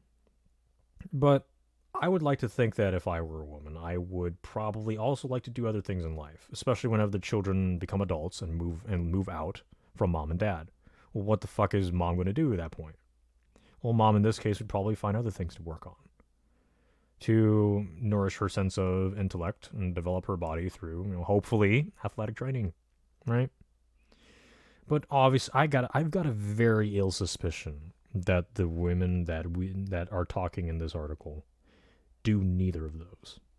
So they're just waiting to die for the most part, which a lot of men are doing too. It's a universal problem of a technologically developed society. People in the past had motivation by basically the silver or lead proposition casted by religion. Religion was a way to control people who lacked the sophistication and an imperative to desire something more specific in life. And they had just enough resources to meet their I guess Maslow level 1 needs. Food, shelter, sex, water, and I don't know. Once those are met, most people don't really. That's it. That's all their brains can really perform. That's just barely above like limbic function at their central nervous systems. But any sophistication, any desire for creativity, ingenuity, work ethic, greater aspirations, dreams, goals, passions, obsessions, skills, talent. Apparently, it's only a minority of the population could experience such a thing. So, and those people who aren't such, I mean, again, they will be rightfully left in dust as they are less useful than AI. So, yeah.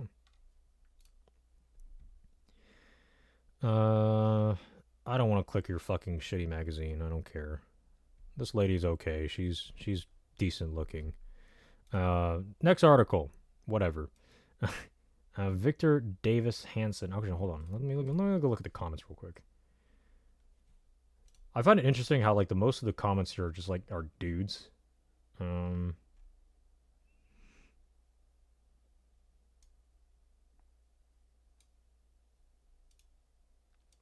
Daycare alone costs us $1,500 a month. That's cheap compared to other places. Yeah, this is why you get the fucking wife to raise the kids and you go to work. Why would women destroy her life to be a secondary citizen? Some here say the Dems are responsible when it's the pubs that want to take away their rights they fought so hard to get. Fighting for women's rights was difficult before they could vote, and each day we see new laws being pushed to take them away. Vote blue. Oh no. Oh no. Oh no. Oh look, Ace Combat fan. Interesting. So yes, we have effective birth control measures that allow women the choice to enjoy sex with reproduction. This tool will change as birth control methods get deemed abortifacient. What? And become banned in the aftermath of Roe v. Wade. Well, people are just gonna stop having sex. Like, okay, you know what? Fine, I'll find a secondary source of it. Newer generations of younger people are having less sex than their ancestors.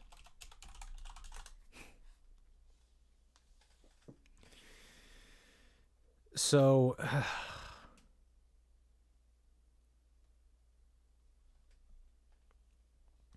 now, pardon I do your homework. So, multiple sources across the board are all stating that people are having less sex. And, wow, even teenagers are having less sex. Can you fucking believe that? I personally don't doubt it. I mean, and it's because chiefly. So some people, a wise man once told me, men use relationships to get sex. Women use sex to get relationships. So this obviously there's a duality. There's like a symmetry between this transaction. Now, whenever we try to disrupt this, well, two opposite pieces of the same piece of a Lego block doesn't fit together, right? So then this interaction happens less. So whenever someone doesn't need something from the other person, well, there's one less reason for them to interact. So having a mutual need, which is not met by, I guess by a lower standard of living, well, that brings penis and vagina together. So now that people don't need to have children in order to keep the farm running, they don't need to have children to help take care of the house. They don't need the husband to raise the children whenever, like, I don't know, welfare is there. Why even bother? It's a bunch of trouble for what? For a few seconds of orgasm? a lot of time for a lot of people, the equation is just not worth it. So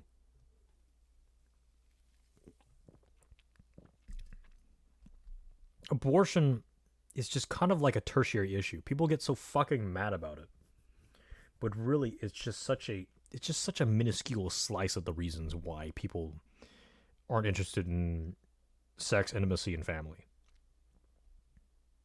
So,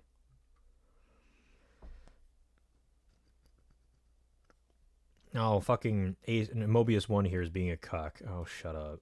I almost forgot to mention. I know, excuse me. Let me get my cuck voice out. I almost forgot to mention that without access to proper health care, abortion, having kids is an incredibly dangerous and life-threatening venture for any woman.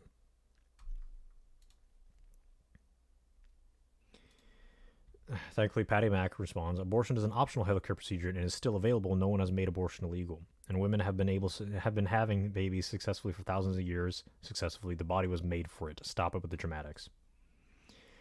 Yeah, child mortality is pretty low because I mean it's a medical procedure that's been studied for thousands of years.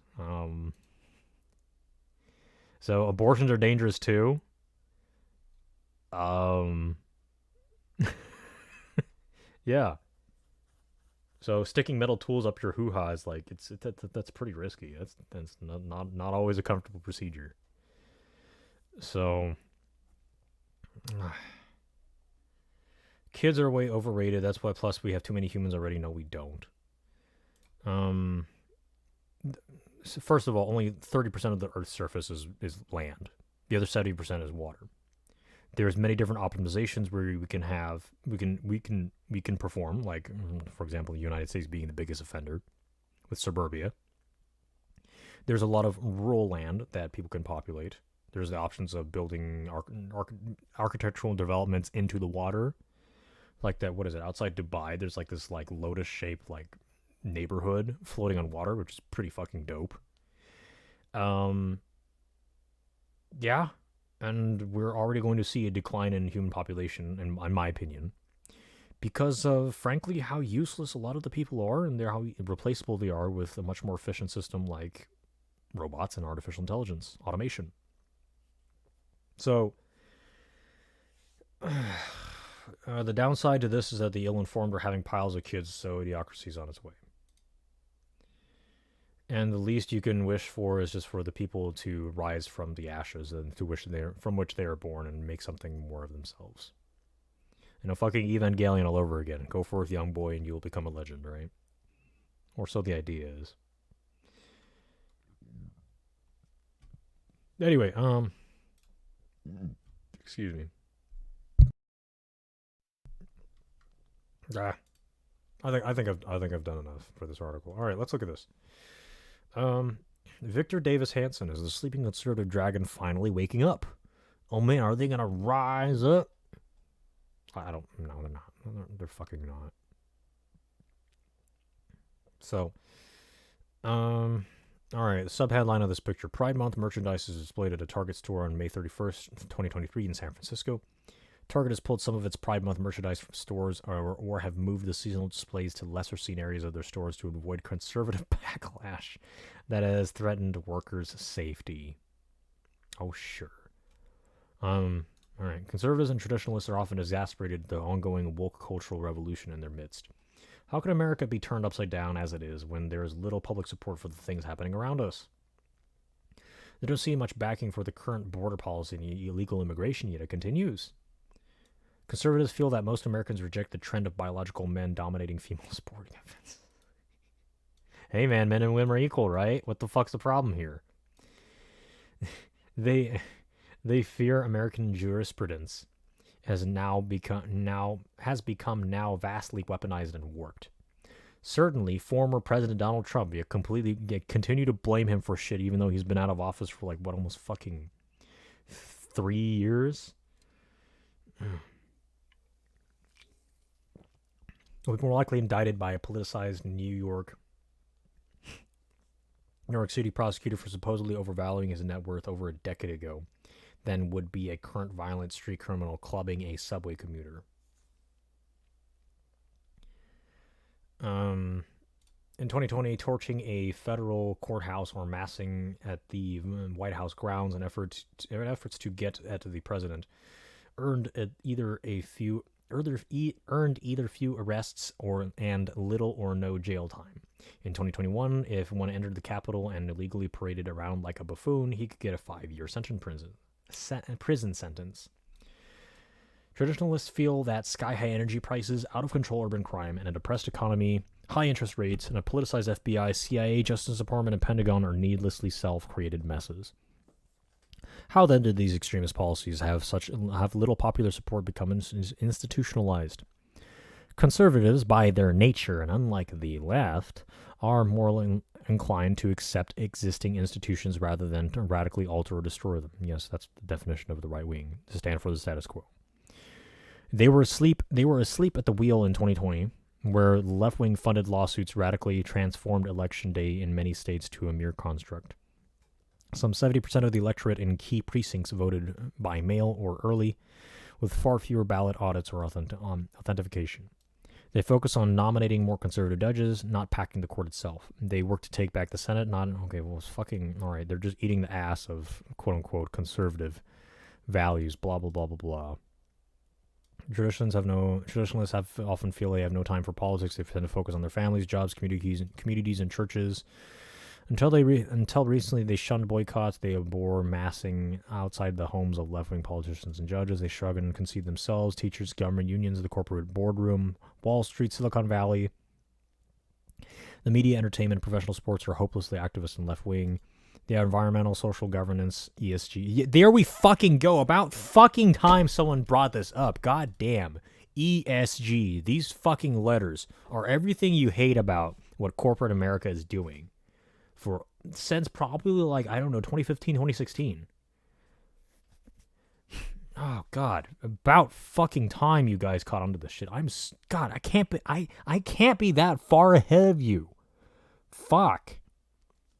Anyway, so environmental and social governance, ESG, diversity, equity, inclusion, and LGBTQ+. You fucking got the letters wrong. Agendas were unfathomable acronyms to middle America and thus mostly ignored. So, conservatives often slept through the woke revolution. Yet suddenly they realized their apathy allowed the country to descend into something the nation's founders never imagined or intended, and antithetical to what most knew America just as a couple of decades ago. So conservatives are awakening from their slumber, and they're discovering that they too can boycott and agitate and roar XD. So scare. Wow. Much power. The woke Target Corporation in just a few days has suffered more than $10 billion loss in its stock value.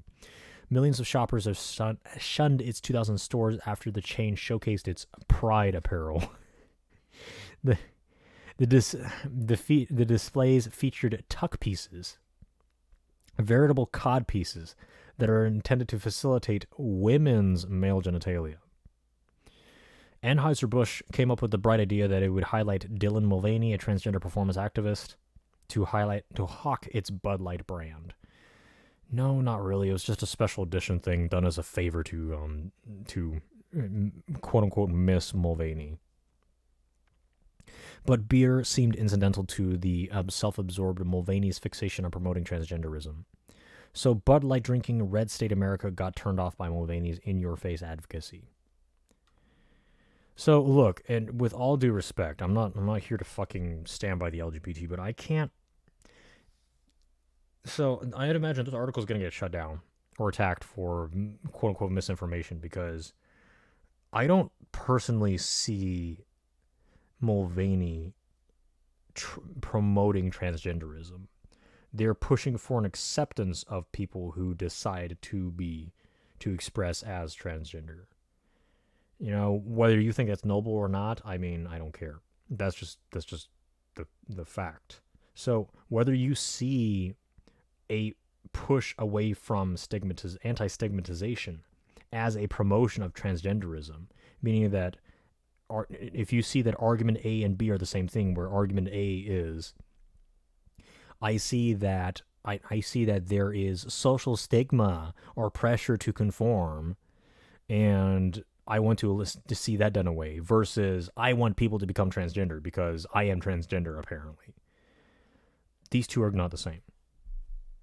They just simply aren't. I'm purely from a factual basis. Am I a huge fan of Dylan Mulvaney? No. Do I hate him/her? No. Do I care? No. So a lot of times people really approach non-emotional issues and inject their emotions into it because that's their agenda. That's a prerogative, which you have every right to, But if you want to be completely factual, you really should pay attention to your language. Just my suggestion.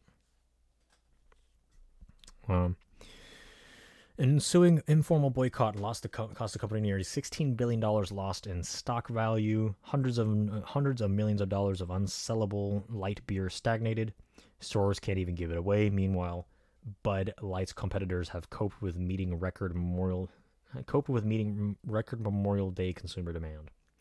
Ditto definitely woke the Disney Corporation. Ditto the defiantly woke Disney Corporation. The now politically activist entertainment corporation instead insisted on pushing woke agendas down the throats of its family-centered audience. The result, its online entertainment services are bleeding millions of subscribers. Disney stock has lost $16 billion in value. Its overpriced theme parks. That's a bold statement right there. Its overpriced theme parks no longer count on continual increased attendance. Sometimes traditionalists prefer to simply drop out and boycott wokeism. One result is that Emmy, Grammy, Oscar, and Tony Awards now have a fraction of their previous televised audience. Yeah, no shit. So, okay, look. If you're tired of the woke shit in Western media, there's this huge fucking thing called anime, alright? Let East meet West. Let West meet East. There's a big world of anime there. There's whatever genre you're into. Hashtag not sponsored by the fucking anime committee or whatever bullshit organization that does not exist. Go check it out. Cartoons are for everybody. Side note, cartoons are the first drawings in human history. Go look at cave paintings. Cave paintings are literally cartoons.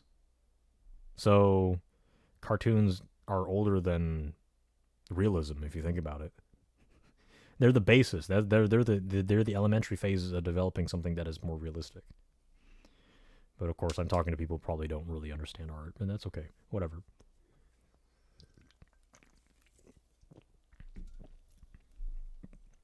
Los Angeles Dodgers baseball team reinvented the Sisters of Perpetual Indulgence, a self-identified performance at a art queer group to highlight the team's Pride Night. The all-male sisters, fucking James Charles, usually put on anti-Catholic pornographic skits that mock Jesus Christ and criticize sexualize Christian rituals. See, that just tells you how fucking weak the church is. I mean, they're just like, they're so desperate for attendance, they're letting anti-Christian shit go on their church. This says more about you, okay? To any of these like these Jesus freaks out there. Like, this says more about your fucking church and you than like the culture around you. Like, you're just feckless. You're just like spreading your ass cheeks, like asking to be fucked. And you're surprised that a dick just slides in there out of nowhere. Oh God. It's not like I've been shaking my open gaping asshole at every horny dick bearer, male or female apparently, to just slide in there like they slide into my DMs. Like, fucking get a grip. Jeez. The Dodger indulgence is not going over well with its fan base, especially with the city's millions of Catholic Latinos. The woke left, with a capital L, still enjoys enormous advantages over the right. The bicoastal elite has far more money, controls all the major American institutions, and dominates the dissemination of knowledge through the media and Silicon Valley. But the left does not enjoy majorities of public support. And now it has managed the impossible, to goad the normally comatose conservative dragon to awaken, and it's just starting to breathe fire. What a Napoleon syndrome fucking cockswing. Like, shut the fuck up. This is just, oh my god. You're not gonna do shit. Like fucking boycotts, really? Look, I'm not, okay, I know fucking FBI agents are here. Look, I'm not here to promote violence. I don't care. I don't want you to. But if you're gonna say something, fucking keep your words. Otherwise, why should I take you seriously? What is this dragon gonna be? More shit talk on the internet? Oh, I'm not gonna buy. Well, honestly, like voting with your dollar and voting with your feet. No, more than violence, more than fucking boycotts, is voting with your feet. Move somewhere where people, society, and the environment is congruent with your values. Do what you're going to. Do what you say you are going to do. That is so much more powerful than just fucking beating your chest on some stupid ass like news article. Like, what the fuck? Stop being all talk. Seriously.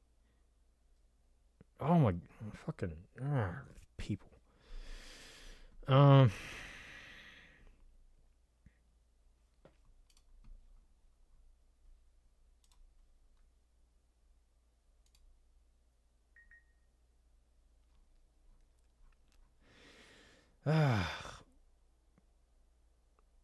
These comments aren't interesting. Anyway, yeah, well, there's that article.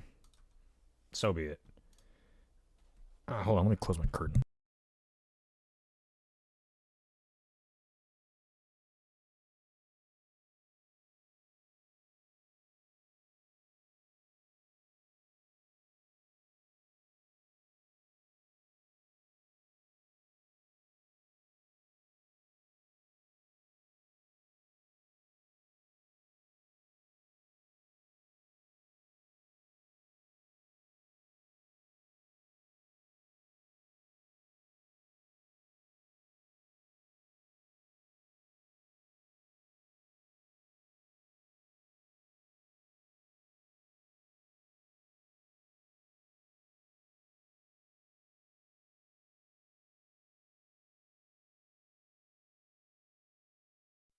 So, okay, I guess I'll drop this in since I'm going to remind you of the C in the name of AVC.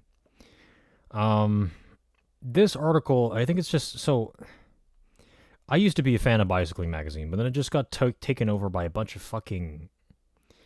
It's just, it's just there's obviously an activist twist to cycling infrastructure in America, in the United States, and my position on it is actually starting to evolve slightly. So in my younger years, I was very much on the side of the activism. I believed that people actually cared about a lifestyle that was more efficient and healthier for them. And I went out of my way to beat my chest about how I'm living a superior life as a regular bike commuter. But then a number of things happened where it started to change my attitude, and I started to realize, well, rule number one, people didn't want to be helped. Rule number two, I can't help them, even if I wanted to. Rule number three, I shouldn't want to help them. So, all the data is out there. The reality is right before us. Americans don't want to exercise. They don't want to go outside. They love driving in cars, which, again, obviously automobiles are a necessary part of essential infrastructure, especially commercial vehicles, construction, trash disposal, you name it, whatever, transportation, cargo, or excuse me, freight, it's so on and so forth. But when it comes to personal transportation of just one person and a very small amount of cargo, Americans still don't want to give it up because they're fucking lazy. And Europe will probably forever be ahead of the United States in terms of understanding this. Because in Europe, obviously due to the smaller land, well, people are forced to be more efficient. Same thing to some degree in the developed parts of Asia as well. A mixture of attitudes. It incurs the resistance that infrastructural development will pretty much for the most part never take a strong foothold in the United States, and honestly, Americans don't deserve it. They know what's better for them. They don't want to do it. And they beat their chests about freedom when in reality it's just being a slave to a different obligation. And yeah, again, God forbid you tell an American to I don't know, take care of their health and respect their own bodies, and push themselves to, again, avoid, just like this fucking dog shit slideshow, to push their boundaries, to strengthen themselves, to deal with, the three big causes of death in the modern world, which are very easy for the most part. The only thing that could oppose it is diet and exercise and management of one's health. Diet, exercise, and sleep, and taking responsibility for one's own body. And Americans will not want to do it. Now, this isn't the article I really had in mind. I lost the article I'm really looking for. But a lot of the undertone, I don't even have to read this article. I know what the fuck it's talking about. The push is for more and more bicycle infrastructure in the United States, which, for me, I firmly believe, is the solutions that American cities need but don't deserve. So, a lot of these cities, they are putting lanes there, and there is an uptick in usage, mainly through recreational cyclists. But commuters, there's still going to be such a small minority of the American traffic. So we already have the infrastructure. We already have some brave souls. I used to be one of them, who went out of their way to use this infrastructure to its fullest. And I encourage you, whatever part of the world you're in, to at least give it a fucking try, and give it a solid try, not just some half-ass pussy bullshit. Get a helmet, get some eyewear, get some good clothes. I recommend a GoPro as well, or some other kind of camera system. Get a way to illuminate your path at night. Bring some snacks. Get a decent bike. But I understand that none of you fucking will, because you cocksuckers are lazy. Even whenever the work would actually benefit you in the long run. Improving eye-hand coordination, improving physical fitness, getting some fucking fresh air, being able to look back at the path that you just rode past and be like, damn, I rode this distance, holy shit. That is a very enriching experience, but you don't want to do that. I understand. I understand that you're beyond help, and at that point, you don't deserve the help. And at this point, honestly, Americans don't deserve bike infrastructure. If people, and I pardon me sitting on the soapbox. So, traffic jams, induced demand will keep happening. People will keep feeling the pain. And if they don't have the fucking brain cells to figure that out, they don't deserve to be told the solution. They're already told the solution. The push for more bicycle infrastructure has been probably for a few decades. It's still a new thing because Americans, they don't know sports. They don't know sports for shit. And they probably, again, they will never get to the scale that is seen in Europe. And what's sad is that the reason I also detach from the activist groups is because it, in one way or another, necessitates begging for the government, sucking the government's cock. And it is starting to become, yes, I can agree to this. It's starting to become kind of a leftist issue because it's a revocation or a change from the status quo. And people resistant to the status quo because a lot of people just oppose change for the sake of opposing change. They just don't like change. They don't like learning. They don't like evolving. They don't like adapting to a new environment. Literally holding a sign saying, I am against development of my own evolutionary fitness. And they're also too lazy to fucking move whenever their environment makes them unhappy. They'd rather just sit there and bitch and then try to, boycott bicycling, I guess, by not riding their fucking bikes, becoming fat and lazy and worthless. Say they don't have time, but then turn around and pull up to a drive-thru and spend another 30 minutes to an hour waiting there because they have time for that, clearly.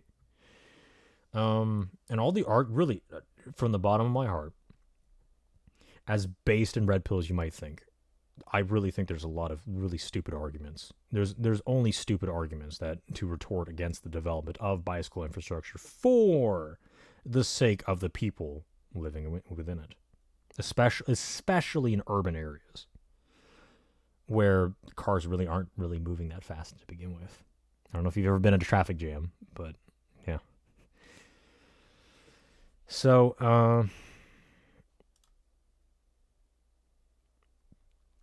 Albert England Jr., clearly a avid cyclist himself, as you can see on the. And again, I hate the leftist twist that a lot of like these like there's a couple channels I can think of like not just bikes, who is some guy in the Netherlands, and there's also the Urbanity, which is like this transgender fucking cacophony with like I don't know his/her girlfriend. I'm not even sure. I don't like that they're low key commie shit sticks, but I have to agree with them. You know, let me give you a preview of these channels I'm talking about.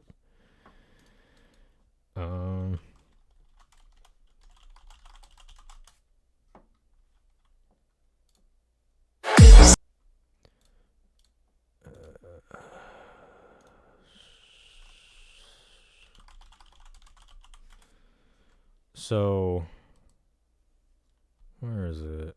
Come on.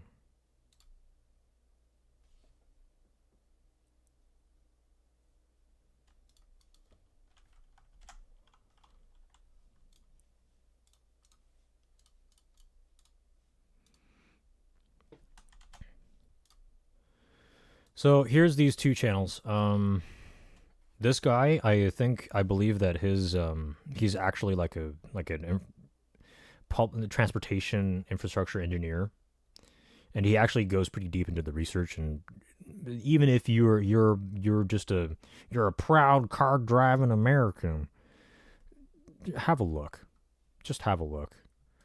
This I don't know. These two people are in Montreal, and they kind of have a lot of similar arguments. So, you know, I've given up. I've given up on even just really talking about it for most people. I just don't care. So, and again, let's look at some of the counter arguments I get from people here. So, Albert England Jr. Yeah, okay, I already agree with everything in this statement here, but again, like fucking Americans just don't deserve it. They don't deserve a privilege of an athletic body.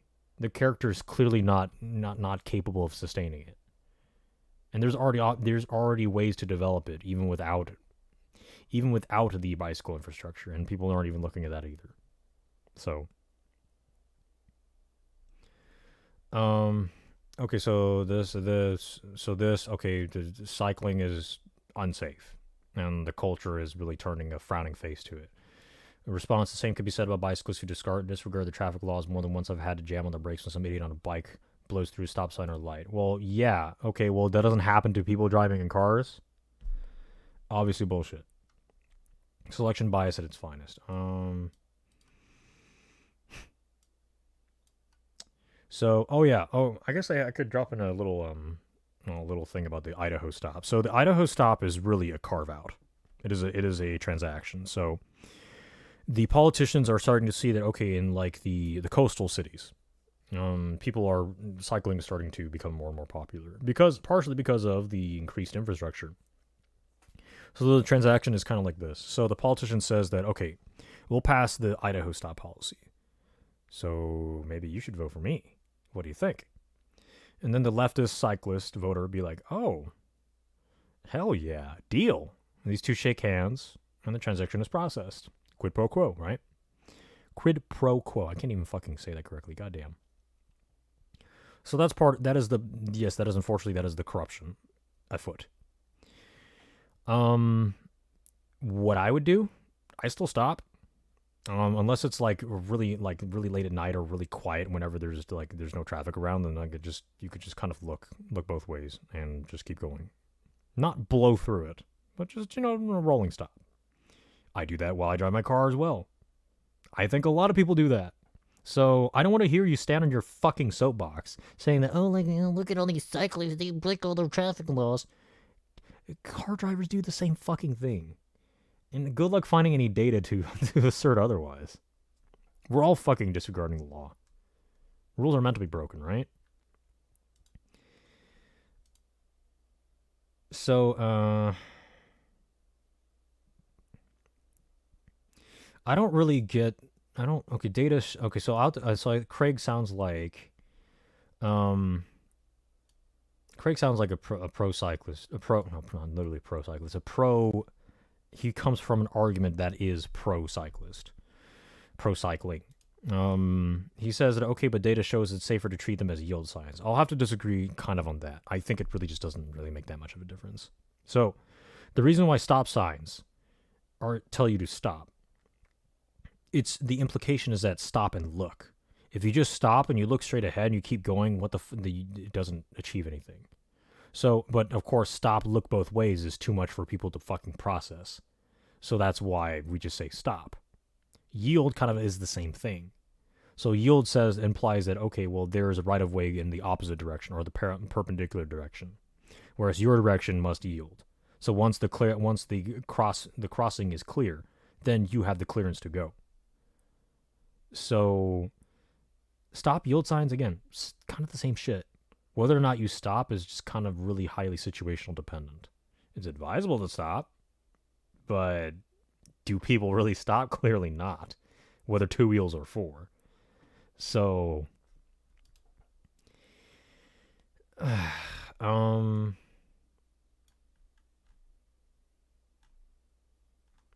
So yeah, of course, rules for thee and not for me. Apparently, people who drive cars don't break traffic laws as well, which is fucking retarded. But adjust expectations. I shouldn't be mad. Michael Henry states, licensed bicyclists register their bikes and make them buy insurance to use the public roadways. Craig responds, maybe we should teach it in driver's ed. Also, auto insurance covers you. Jim replies, why? They aren't the ones operating heavy machinery.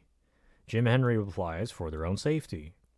Richard Noble answers, actually not a bad idea. Well, okay, sure, on paper it's not a bad idea, but my question is, how the fuck are you going to enforce that? You tell people, okay, you tell a bicyclist, oh, you're disproportionately somehow more responsible for more traffic violations than motorists, so you have to put a license plate on your bike. Who the fuck's gonna see okay, look at a bike frame. How thick is that tube of metal or carbon fiber if you're fancy like me? You stick a little license plate on there. Who the fuck can see that? Do you think a police officer has like 420 vision to look at a fucking license plate like that? And what use is this? You implement this policy. Well, first of all, what I might do if I were an unruly cyclist, like I used to be, I would just rip the fucking plate off. And then who's going to see it? Are the cops? Who's going to look at that? So if you want to identify bikes, well, this already is an issue. Identifying bikes is kind of a pain in the ass whenever bikes get stolen. What do you have to identify a bike with? A serial number on the bottom of the frame. Most people don't really keep track of those. So what the hell is a plate going to do? Nothing. How do you enforce this law? Well, whenever people buy new bikes, okay, well, it requires a plate, and there's a plate and a number on it. What's stopping you from just taking that off? Are cops going to look at the asses of people's asses on bikes and look around for plates and stop them and ticket them? Why the fuck would they do that whenever there's like another shooting every week on the other side of the city? Which do you think is a bigger priority at that point? Well, it's just yet another waste of fucking government time and money, as if they really knew what the fuck those two words meant to begin with, if you catch my drift. Just because some fucking old boomer piece of shit who's too fat to sit on a bike hates cyclists. Because, I don't know, they're probably healthier than they are. So, you would think that the people would be more likely to die in an accident and would be more cautious with their surroundings. Yeah, that's a good point. But that applies more broadly to anyone. So, sure. Okay, sure. Okay, here's Craig's response. We are its distracted drivers. Yeah. Larry Smith replies, I've seen cyclists do stupid things. Philip Harang replies, and I've seen drivers intentionally trying to harm people on bicycles who are not even impeding the flow of traffic. Larry Smith replies, I've seen that too, and I've seen cyclists who intentionally go and try to harm pedestrians. So can we all try to get along? Why can't we be friends? Why can't we be friends? What a stupid question. Of course we can't. There's scarce resources, like road space, apparently. So,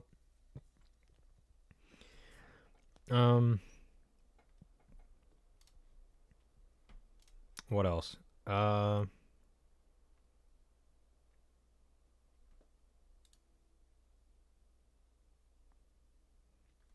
Okay, here's Mark Y. That's an interesting comment.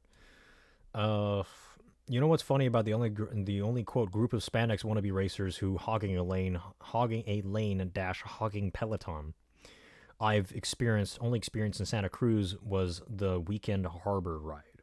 The reality was the pro and semi-pro peloton was going at the same rate as cars in front of the group. These guys are fast, by the way. Once we left Capitola for Aptos, there was no cars on the road, and after Aptos, we were riding faster than the speed limit.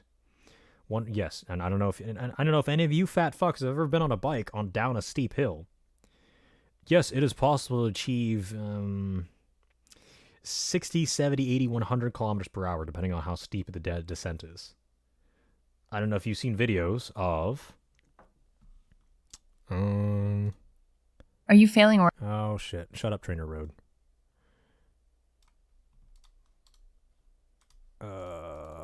Cyclists passing cars downhill speed. Okay, let me show you a very brief video. Yeah, this shit is pretty intense.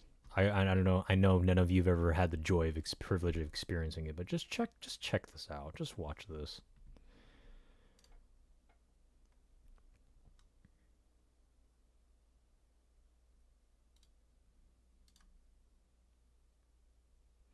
So if you have a modicum of eye-hand coordination, and probably tried this before, hopefully, it is entirely possible to ride a bicycle faster than cars. Obviously, this is kind of an exception, and obviously you had to be downhill. However, it does happen. And my point stands is that, well, if you're being hogged in a lane, so okay, as you can tell, this guy had to squeeze on his brakes a little bit to just stay behind him to make sure, of course, looking to see if it's a good time to pass. And then executing the pass in a coordinated fashion. So here's another much more involved documentation of it. So I know you're probably too much of a pussy to try this yourself, but it is quite the rush. And climbing up and pedaling up the hill is also really great for developing fitness, which hopefully you might be uninterested in, but I understand, this is where people stop liking my advice or my talking points because I say something that offends them. And to that, I say I don't give a shit. It is my show. And honestly, if your attitude is selectively against developing, taking care of your body, taking care of your health, and using exercises, okay, yeah, he blew through that stop sign there, but I mean, in all fairness, like if you slam your brakes at this speed, like he's going probably close to like 60, 70 kilometers per hour. Slamming on your brakes at that speed is not a smart thing to do, whether you're in a car or on two wheels. That's a good way to skid out of control and eat shit or wreck your car. Like, yeah. And ABS can only do so much. Like, even with ABS on in your car, well, then the ABS will go, and then you're not stopping fast enough anyway. You're going to blow through that stop sign. So, I guess that's the only merit I can see with, like, the argument coming from people, like, not just bikes, where he says stop signs are stupid. And, so, yeah.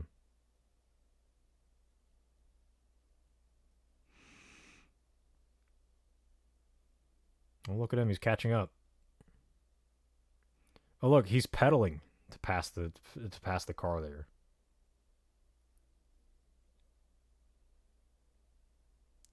I don't know. Maybe I'm just in a minority. Maybe I'm part of the the privileged few who could actually even have a taste of the thrill of going down such a hill at such a rate and pass cars and be able to bang out a 1,200 plus watt sprint. But yeah, the privilege is earned. It's not given. No, people aren't born able to do this kind of stuff. So, damn, jeez. Yeah, that's not foul play. That's just a blind corner. But yeah, that's what happens when you slam on your brakes. It's yeah. I don't know what other points I need to make regarding this thing here. I don't care to read the article. Bicycling is just a fucking rag, a worthless rag here. Uh, I don't know. I don't know who really wins in this kind of fucking. Anyway, uh,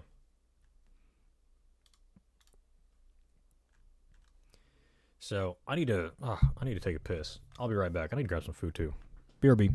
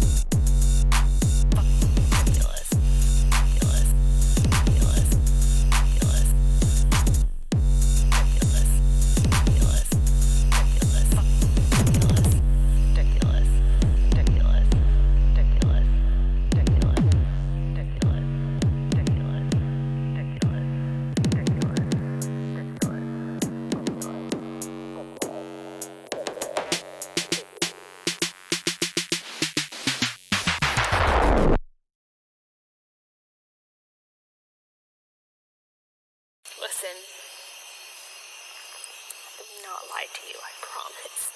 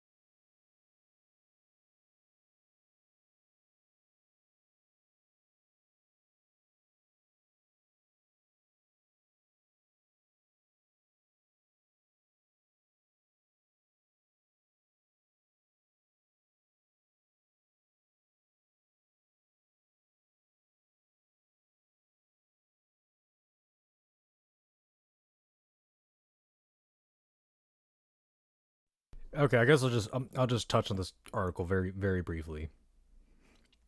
So, look at the headline here.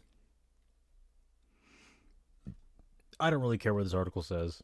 Um, just another shooting. What's new, right? Now look at this picture. And look at the comments are turned off for this.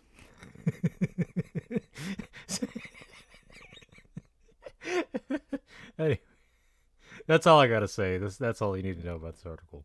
All right, last article, last topic. So, here we go again. I don't know if I even should. I mean, like you guys probably already know my position, but I'll state my position again. Quote: fastest girl in Connecticut. Chelsea Mitchell suing state after losing to trans athletes. So, at the end of the day, this is just about fairness, Chelsea Mitchell told the Post. This is about biology. The 20-year-old is fighting for the integrity of women's sports after she lost more than 20 That's quite the streak. 20 races over the course of her high school career, thanks to a Connecticut policy that allows transgender athletes to compete in girls' sports. Now, Mitchell, who declared herself as, quote, the fastest girl in Connecticut, is challenging her state's policy in court. Mitchell is teaming up with fellow Connecticut students Selena Soul, 20, Ashley Nicoletti, 19, and Elena Smith, 19, who ran high school track in the state at the same time she did. The four are suing the Connecticut Association of Schools and the Connecticut Interscholastic Athletic Conference, seeking to overturn a policy which allows transgender athletes to compete in accordance with their gender identity rather than their biological sex. I wanted to give voice to my story and help other girls out there so they wouldn't have to experience this, she said. Chelsea realized her potential as a runner when she broke 2 school records in her first meet at a freshman in Canton High School in 2016. Since then, I just kept going with it and got better and better, she recalled. Track is really just about hitting those long-term goals you set for yourself. Yes. Sure. Chelsea Mitchell was an instantaneous track star, breaking 2 school records in her first ever meet, courtesy of Alliance Defending Freedom. What the fuck is this supposed to be like a? Is it supposed to be like a subtitle for the picture? God, fucking straighten your article out, you fucking writers. Anyway, for her, those girls were winning a state championship and going to college for track, but in her first statewide competition, she was forced to compete against a transgender athlete, something she said she, quote, never had really heard of, unquote, happening until it happened to her. In that race, the trans competitor bumped her out of qualifying for the next round of competition. Quote, it was just obvious to anyone that they had a huge advantage. Everyone could see it, end quote, Mitchell said. By her sophomore year, she says that there were 2 transgender athletes regularly blowing biologically female track stars out of the water. Mitchell raced against them for all 4 years of high school and in every major race she competed in. So, quote, just 2 athletes took so many opportunities away from biological females, Mitchell told the Post. Even though there were only 2 of them, they took 15 state championships away from other girls, and there were 85 girls that were directly impacted by them from them being in the races. She herself lost 2 all New England awards and 4 girls state championships as a consequence. Having to lose 4 of them time after time and trying to pick yourself up and go back to the starting line again and again was really hard, because you know each time that there was no hope to win, she said. In her junior year, oh god, here's the In her junior year, she filed a Title IX complaint against the state's policies but remained anonymous for fear that exposure might hurt her college recruitment prospects. If you're going to college for the fucking oh my god, no, whatever. Okay, I won't say Chelsea came out publicly against the policy in her senior year when she filed a lawsuit against the Connecticut Interscholastic Athletic Conference. Okay, here's another fucking subtitle, you lazy pieces of shit. You're supposed to move it over here under the picture. But by senior year, she had reached a breaking point and came out of the shadows to file her lawsuit with Selena Soul and Elena Smith. It was like, if I didn't speak up for myself, who else was going to speak up for me? As much as I wanted the coaches and the administrators to speak up, at the end of the day, they weren't. Today, Mitchell's running track as a college senior. She declined to disclose where she goes to school for privacy reasons, but she says she'll never know how the dings to her record impacted her recruitment and scholarship prospects. When the colleges looked at me, they didn't see a winner. They saw a second or third place, she said. I wasn't a first place finisher, and I think that's what really hurt me. Chelsea joins two other Connecticut track stars, Selena Soul and Elena Smith, courtesy of Alliance Defending Freedom. Okay, so it is a subtitle. Okay. And June 6th, her argument will be reheard before the full Second Circuit Court of Appeals in New York City after a 3-judge panel of the Second Circuit ruled against it last December. We're hopeful that the court will declare that Connecticut policy violates Title IX, said Mitchell's lawyer, Matt Sharp of Alliance Defending Freedom. Oh, I'm sorry. This isn't her anymore. This is her fucking lawyer. We hope that the court will declare that the Connecticut policy violates Title IX, said Mitchell's lawyer, Matt Sharp of Alliance Defending Freedom. We're asking the court to recognize the damage done to Chelsea and other athletes, and to restore their record and the credit to that they rightfully worked hard to earn. So here's the fucking get the fuck out of here. Protect women's sports. From what? Gender equality? Oh my god, shut up. The 3 protested outside the state capitol in Hartford, courtesy of Alliance. Okay. In their filing with the Second Circuit, the athletes requested the court order their athletic records to be updated to reflect the titles and rankings that they would have earned had trans athletes not been competing against them. The filing argues that, quote, courts routinely recognize student athletes' ongoing interest in vindicating the records they've earned. Mitchell said her legal battle is more important now than ever as stories like hers pop up around the country. Who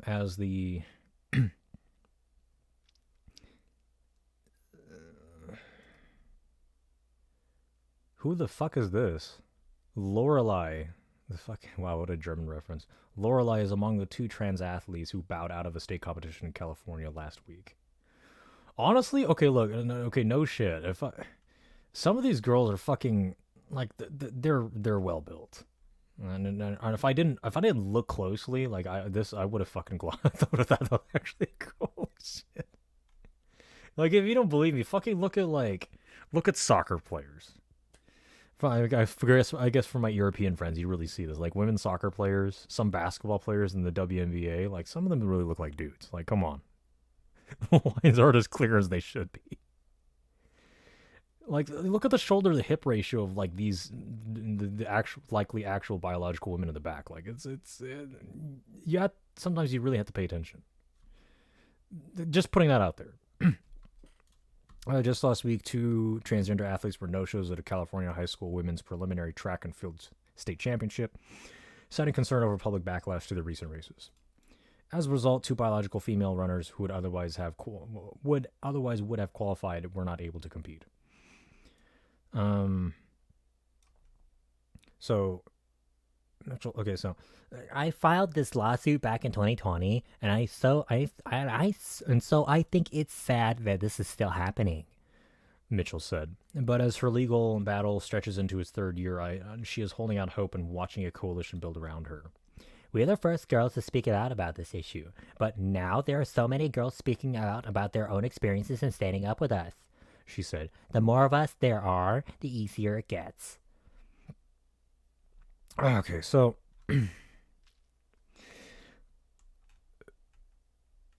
where do you even start? Okay. If I were a female athlete, here we go, me role-playing as a woman again. If I were a female athlete, Yeah, sure, it sucks. It sucks to be beaten by a guy. But it's a constant reminder of, okay, well, you asked for gender equality, and here you have it. Right? If you can't play with the boys, you're not going to stay with the boys. But of course, when the boys come into your league, then sure, it's unfair. But life is unfair. Competition is inherently unfair. Someone's going to win. Sometimes you can't win every race.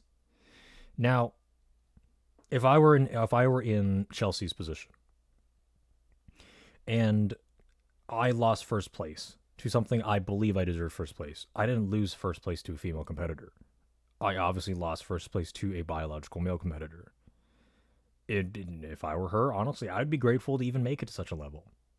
I'd be grateful that I'm I guess a collegiate level athlete. And in pro sports, I know the stakes are even higher. But to even get there in the first place, honestly, is quite a gift. It's something you've definitely earned. And if you as a female athlete are defeated by a biological male, well, what the hell do you expect? A second thing, again, I want to point out, and I know I've said it again, but it bears repeating. There are transgender people mixed into all kinds of different parts of the sport, and they don't get attention unless they steal the position from a female competitor who earns second place. Second place only cries about unfairness whenever second notices that first is still stolen from her, right? So, I mean, this wouldn't be an issue if the transgender competitor was third or below, which I'm sure, especially with endurance sports, where like the gap between men and women is like maybe like 15-20% when normalized for training time and possibly genetics. Like, some dudes who really can't make it, they make the cut, they compete with the women.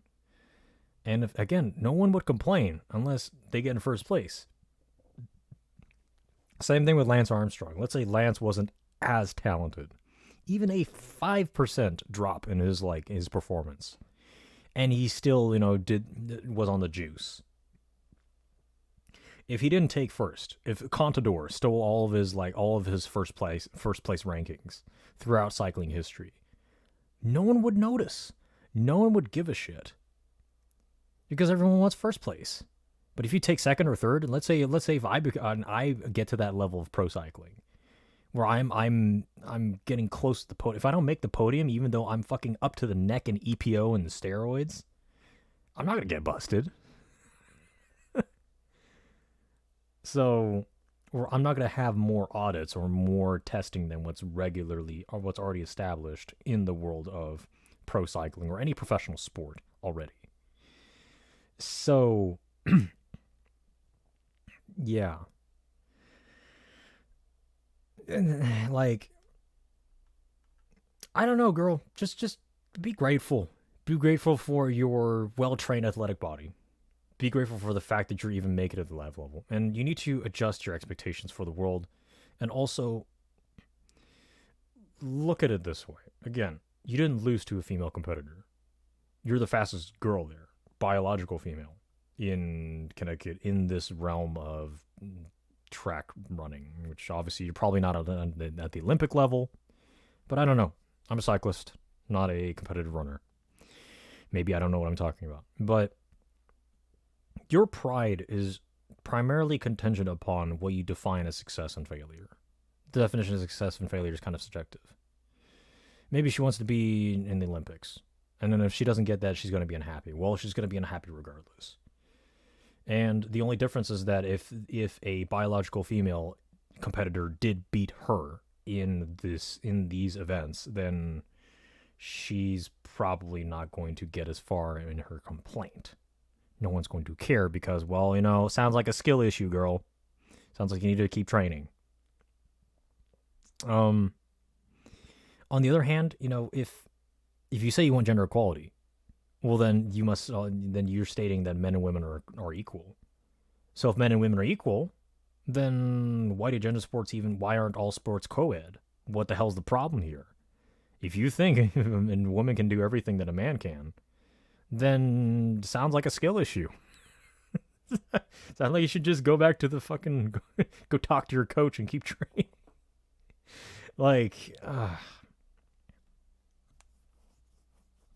Like, that's just my 2 cents. I'm not here pro or against any fucking agenda in particular. I just think it's just sweet poetic justice whenever people say they want something, and they fight for it for so hard against something that's considered fair play, and then they finally get what's coming to them. So now all of a sudden we're gonna walk back on the gender equality policy because okay, apparently men and women aren't equal. Otherwise, why the hell did Miss Mitchell here get her ass beat in the races? So yeah, I mean, I'm not crying tears for this. Like, you wanted equality, there you go, you got equality. Oh wait, it's not the right kind of equality. Okay, so then we'll go back. All right, well let's see how long we can play this game. Jeez, protect women's sports from what? Gender equality? Okay, knock yourself out. Let's see how far you get. I guess to add. Another funny thing. Comments are turned off for this story. How funny. How funny. So the only other thing I have to add to the conversation is that I had this interesting conversation with someone. We were talking. So he's taking the. I'm not even really. Okay, so he's taking the. Okay, well, transgender competitors should not be allowed into women's sports. I'm taking the position that, you know what? Throw them in just for shits and giggles. Fucking what? Who gives? Who cares? And my supposition to my argument is that because of this controversy, now all of a sudden people give a shit about women's sports, and now all of a sudden these sports are getting all the publicity that they'd never seen before. So clearly the competitors and the coaches and the I guess any publicity or show organizers are capitalizing on this controversy. And when you have eyeballs on the screen, you'll have dollars in the pocket, right? So if the problem but of course, like, the removal of the transgender competitors is kind of a self-defeating prophecy. So by removing this, you remove the controversy. When you remove the controversy, you lose the publicity. When you lose the publicity, where's your marketing? It's kind of like I guess it's kind of like the there's no such thing as bad publicity mantra. So if you defeat the evil, that so-called evil that gave you what you want in the first place, well, then aren't you just stomping on your own feet by trying to change this policy? On the other hand, after a while, yeah, people will kind of stop caring. Like, if this continues on because the sports organizations, they face greater lawsuits, or no, she's suing the government, right? So if the parties of concern have more lawsuits to lose by placating the complaints versus continuing to include transgender competitors, well, the organizations will choose the path of least legal and financial resistance. So really, it's just then at that point, it's just an arm race of dollars and eyeballs. Prospective financing versus prospective finances. Each party or each side of the debate must weigh between prospective loss of finances versus the cash in hand. It's just an arm race. It's just a budget arms race. So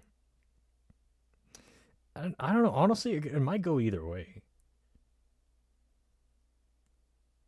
I don't know. Either way, whichever. Anyway, it's funny how, one, equality. Everyone's for equality until it's no longer in their favor, and two, there's comments are still turned off for this fucking news report, in spite of though it seems like there's not much contention in the 3,000 to 108 like to dislike ratio on the article.